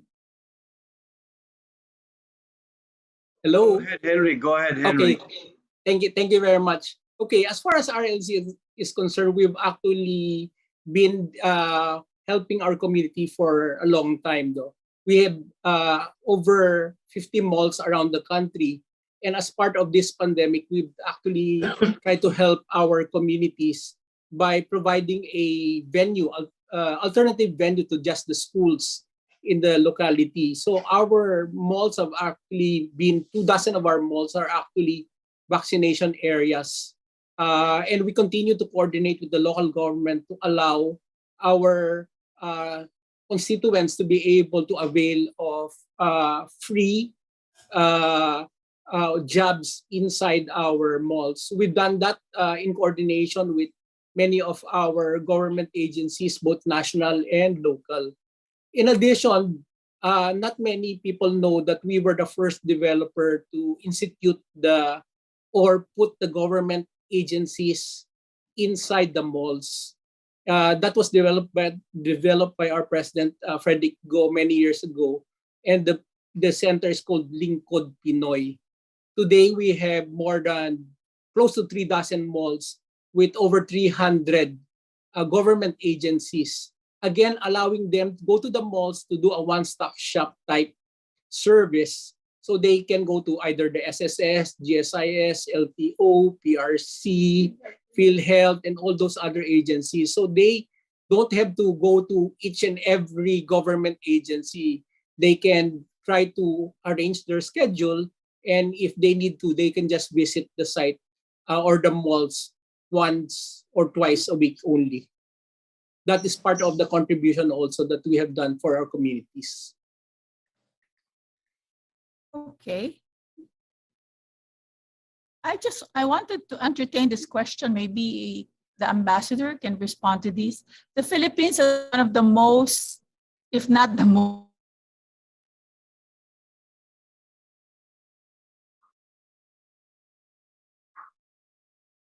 Boots, your internet is really bad. I will read it, Ambassador. The Philippines is one of the most, if not the most, unequal economies in its region. Now we are harping on how capitalists are doing good. Are we talking at mere corporate or societal bubbles? How can we make these efforts truly inclusive? That's a very good question. This is not something which we can actually do by ourselves. This inclusiveness and the income equality happens if, in fact, our economy has enough jobs for our people, if our economy does not have to actually get our own workers to go, if they do not have enough jobs in the Philippines, go abroad to earn a living, etc. So with economic development will come, I believe, more equality, more even distribution of income. But this is not this equality and this equal distribution of income is not happening because we are a poor country. Because look at the US. The US is a rich country.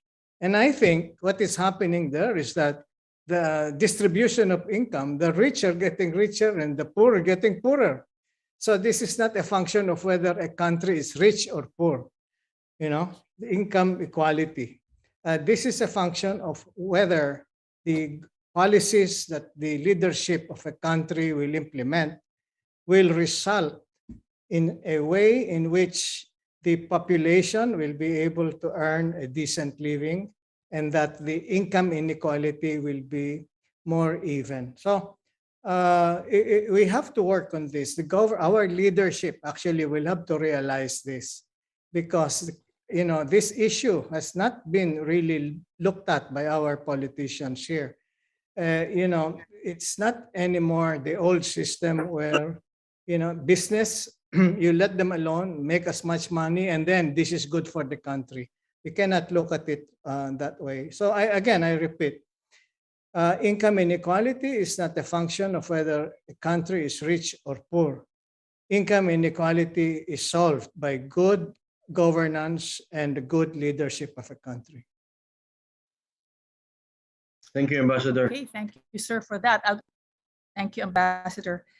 I'd like to ask this question of Greg, particularly. You have a very interesting core purpose: to nourish and delight everyone, every day, everywhere. How do you translate this in running and growing your businesses? And what specific policies and practices have you adopted to support this purpose? That core purpose has been ingrained is being ingrained in every employee as they get into the company, and it's kept alive through all the meetings and the discussions as we run our business. So it's central to what we do. So when we develop a product, I guess the view is who does this product serve? How can we make our products achieve that purpose of being able to nourish and delight everyone, everywhere, every day? So it started, of course, with the ambition of being present in as many households in the Philippines.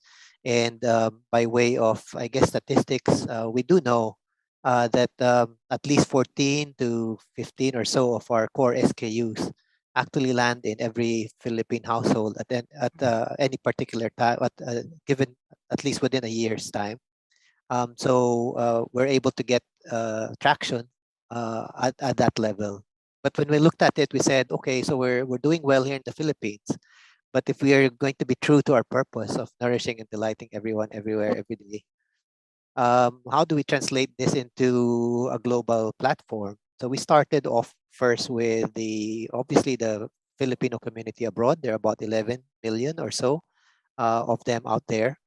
And we started looking for concentric circles where they were present and marketed their products there. Obviously, Middle East and North America were the first bases that we worked on and expanded from there. So, but what we learned was as we were able to penetrate markets like core markets like the Middle East and North America, it provided us a platform on which to expand our business. And in a very short period of time, maybe 8-9 years, we're now present in 80 countries, 81 actually to be exact.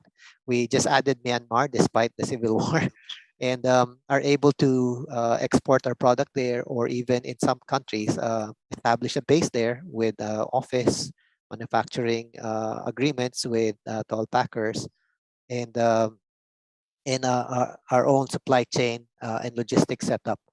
And yeah, so it's enabled us, so that core purpose has enabled us to serve our consumers well here in the Philippines, expand to other markets in a small way at the start, and globally in a rapid way because of that inspiration. So when we make our product, it's really with the view of being able to nourish and delight, provide affordable nutrition to consumers anywhere in the world. So we are the #3 brand in the Middle East for Century.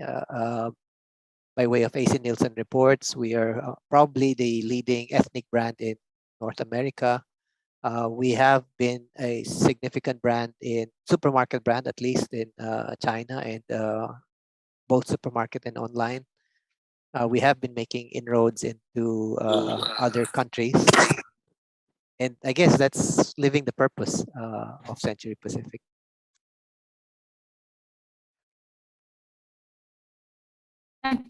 Thank you for that. A similar question of Cosette.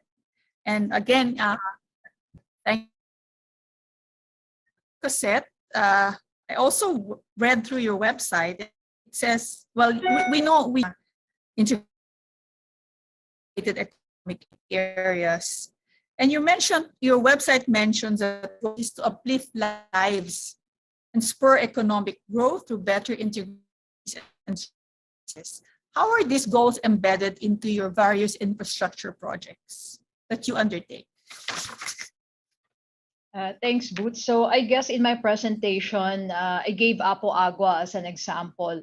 But another example is our new business, the Common Towers project through Unity Digital Infrastructure, our joint venture with the Partners Group, which is a Switch Infrastructure PE fund.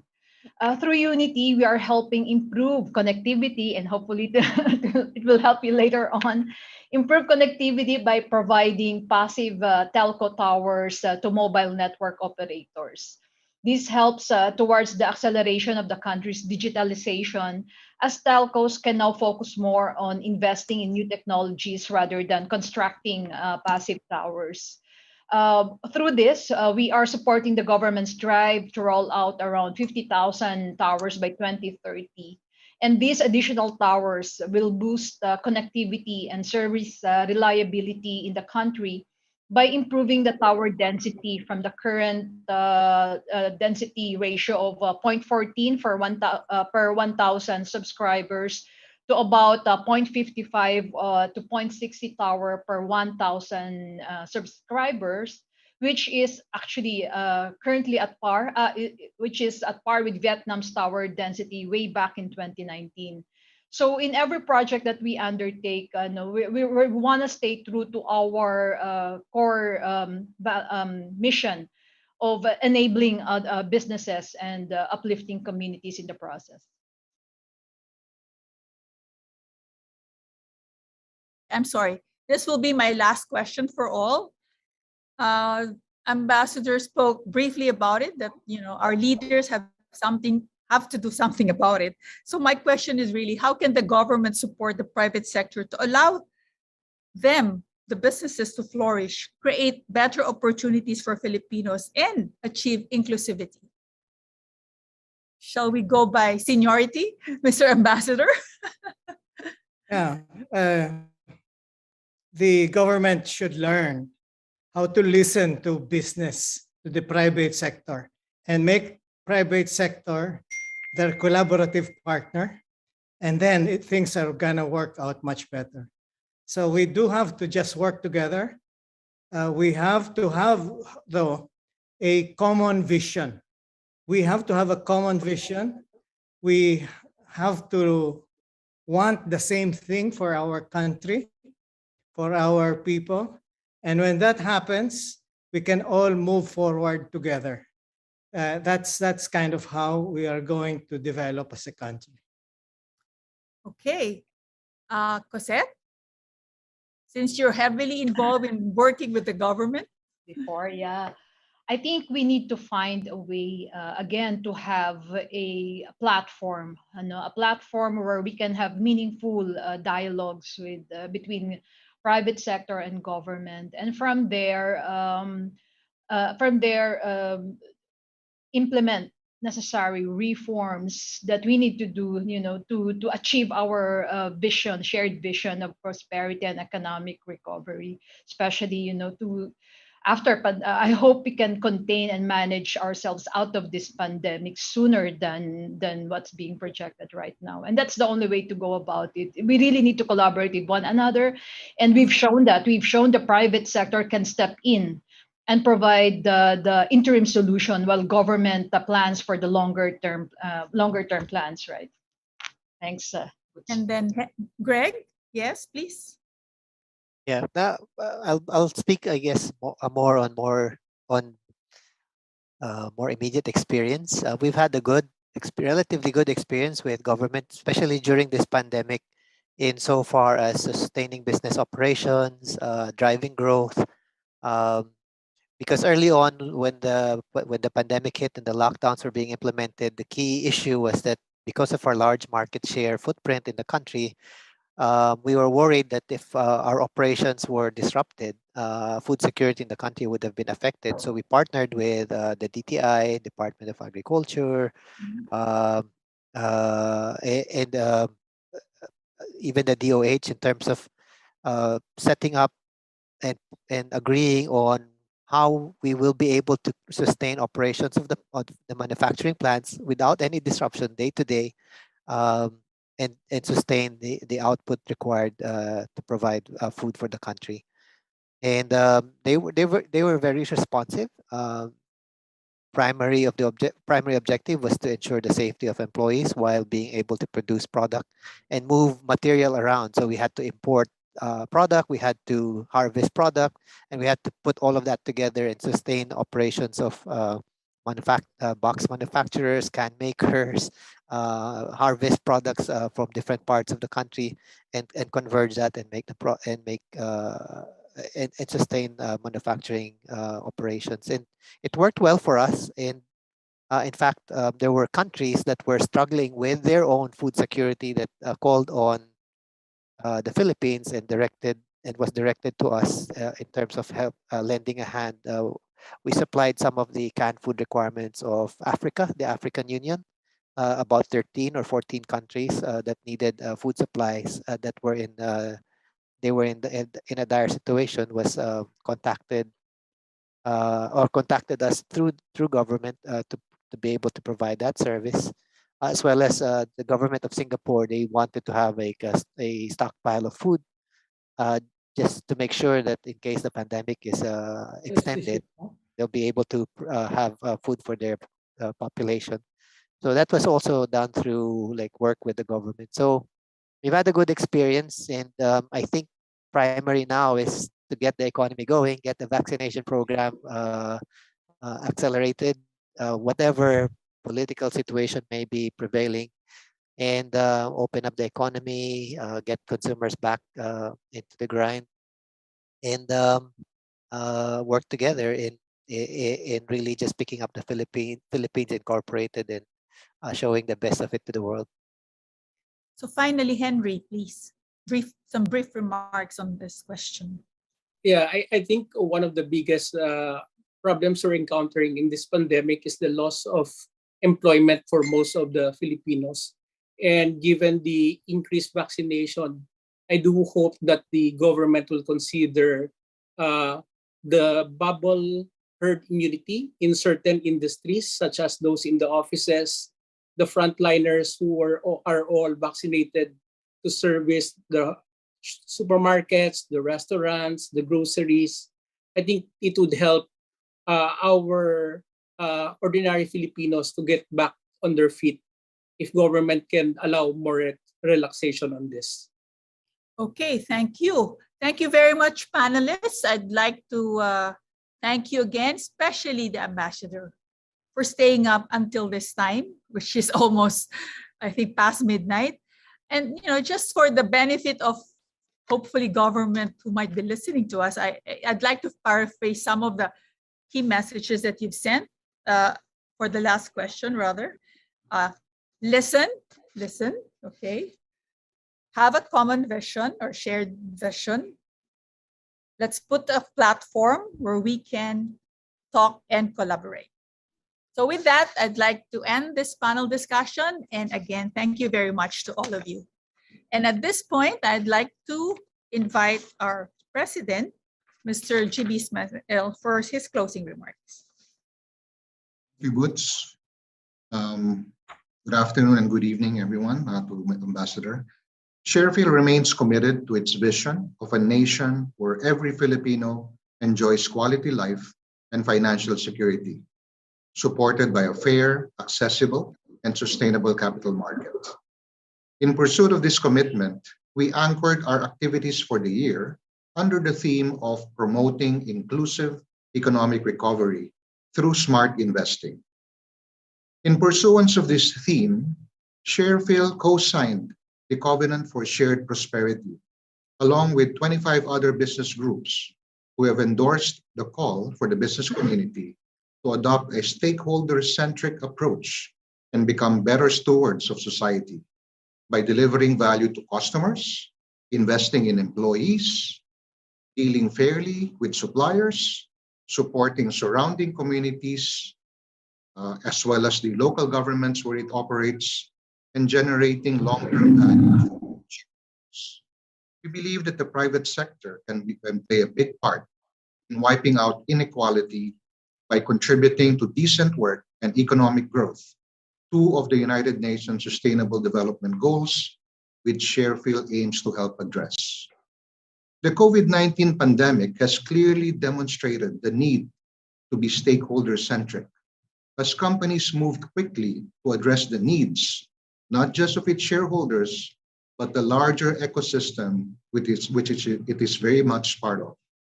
In fact, the pandemic effectively accelerated the concept, with companies reaching out to all of its stakeholders to provide them support to cope with the ill effects of the pandemic, as they all will play a critical role in rebuilding businesses and achieving inclusive economic recovery. Our speakers today, who represent businessmen and industrialists and belong to the manufacturing, real estate, construction, and infrastructure industries with large economic footprint and significant multiplier effects to the economy, have clearly demonstrated the need to be stakeholder-centric to ensure inclusive economic recovery. The efforts they have done and continue to do to protect and support their employees, customers, suppliers, shareholders, and communities where they operate will be critical to keep the economy running, help spur economic recovery, and sustain inclusive economic growth. We hope that all businesses will adopt the same mindset, that this new version of capitalism, which we call stakeholder capitalism, is the right formula to attain growth, to achieve equality, and to enlarge the ecosystem even further and support the symbiotic relationship between these different stakeholders that will benefit all and lead to a more sustainable growth in the economy. We hope you found the presentations and subsequent discussions interesting and insightful as we focus on the key bricks and mortar sectors that are leading the way towards economic recovery. On behalf of SharePHIL, I would like to thank our keynote speaker, Ambassador Benedicto Uico, and of course our panelists, Gregory Banson, Cosette Canilao, and Henry Yap, for sharing with us their time and valuable insights on our theme for today. We would also like to thank our co-presenters, Ayala Land, RLC Residences, and SM Investments Corporation, our event partners, Divina Law, Shell, and W Group, our premium partners, BPI, Cebu Land Masters, and Insular Life, and our patrons and donors whose names have been mentioned before and are flashed on the screen for making this summit possible. A big thanks also go to our media partners and our friends and colleagues from other business organizations and other institutions whom we collaborated with in promoting this webinar. And thanks very much to our very able MC and moderator, Woods Garcia, for leading this afternoon session. And of course, our SharePHIL Secretariat and the Summit Committee for making this happen. We look forward to welcoming all of you again to our upcoming SharePHIL events that we are lining up in the coming months. Again, thank you for attending and have a pleasant afternoon. Thank you. Thank you, Jimmy. That ends today's event. Thank you very much. Good evening, good afternoon to all of you. And thank you for your presence. Much appreciated.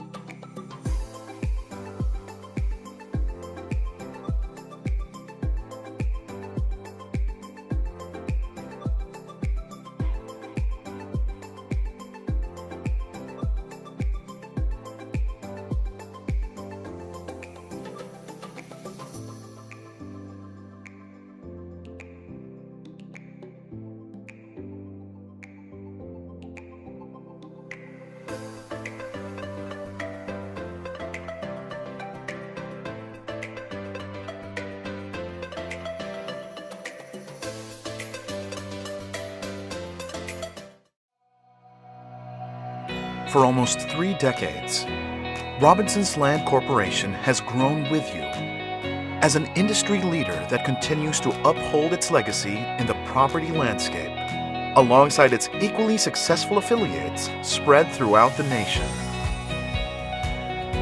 As a subsidiary of one of the largest conglomerates in the Philippines, JG Summit Holdings Incorporated, Robinson's Land establishes competitive names in various industries that paved its way to becoming a trusted brand in the country. Today, a fresh perspective on Philippine real estate will take condo living to a whole new level with a bolder and stronger brand. RLC Residences is a brand that every family and young urban professional will be proud to own, allowing you to raise, live, connect. Immerse yourself with elevated lifestyle experiences, world-class design, and elegant living spaces that enrich everyday life. Experience meaningful digital solutions and innovations, spaces that work for you and your loved ones. A promise of quality that transcends everyday living. Swift connections that get you close to the action, empowering you with mobility that gives you an edge. All supportive of your quest to have a rewarding life and career. Among its extensive portfolio of prime residential developments, RLC Residences gives you the power to choose more than just an investment, but a home that lets you embrace the future with the people you share the journey with. RLC Residences raises the game and elevates lifestyle experiences, allowing you to live in the future with a balanced lifestyle while connecting with people most important to you. To top it all, these award-winning developments are curated with you in mind to make city living worth pursuing.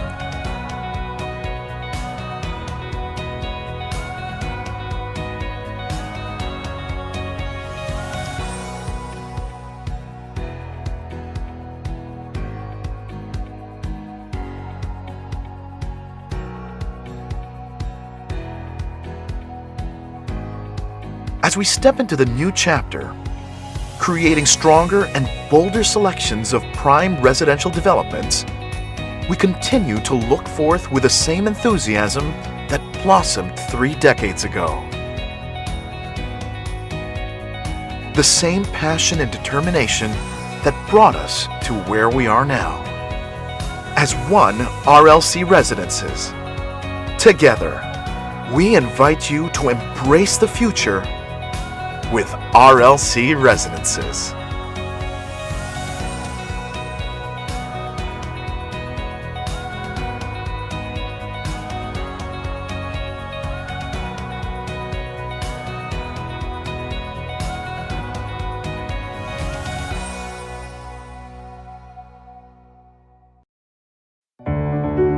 Driven by the mission to serve millions of customers across retail.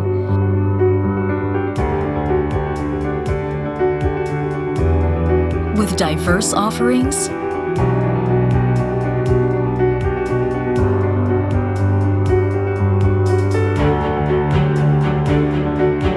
and brands.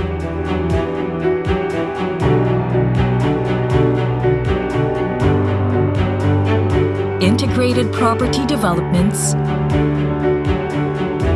across many locations.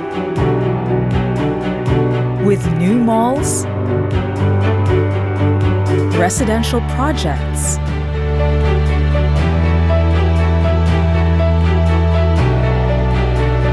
commercial properties,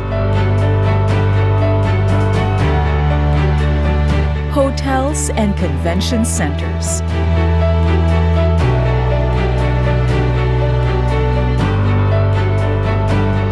Leisure and resorts.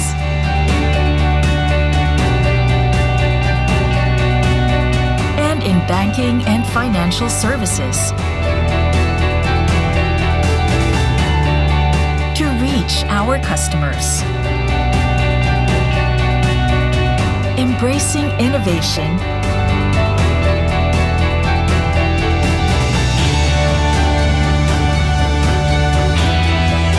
and committed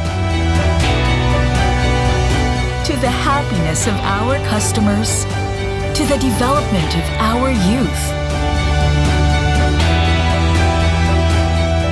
In our aim for continued growth of our businesses and positive contribution to the nation.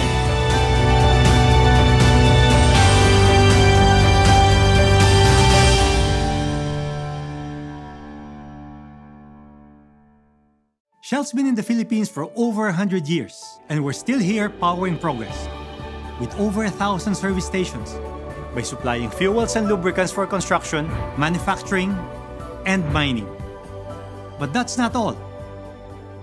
Shell's here powering people too. Here empowering our communities. Here helping nurture local economies. Here protecting Filipinos from deadly diseases. And here responding to our country's future energy needs. Shell, we're here to stay.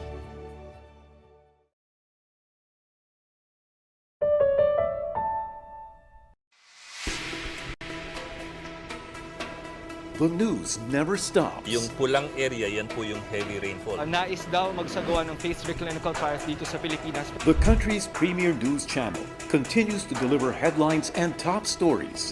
Headline inflation likely quicks for the 4th straight month in January. Is there anything at all that can legally stop them from doing that? Private Motor Vehicle Inspection Center na pinapatupad ng Department of Transportation.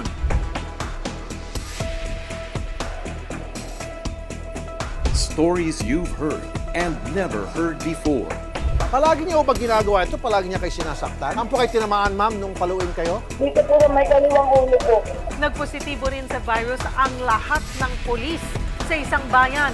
Operational na ang isa sa 2 bagong tren ng PNR. Pinutol ng LTFRB ang ruta ng mga jeepney. Sinusulong ng isang mambabatas na takasan ang sahod ng mga manggagawa.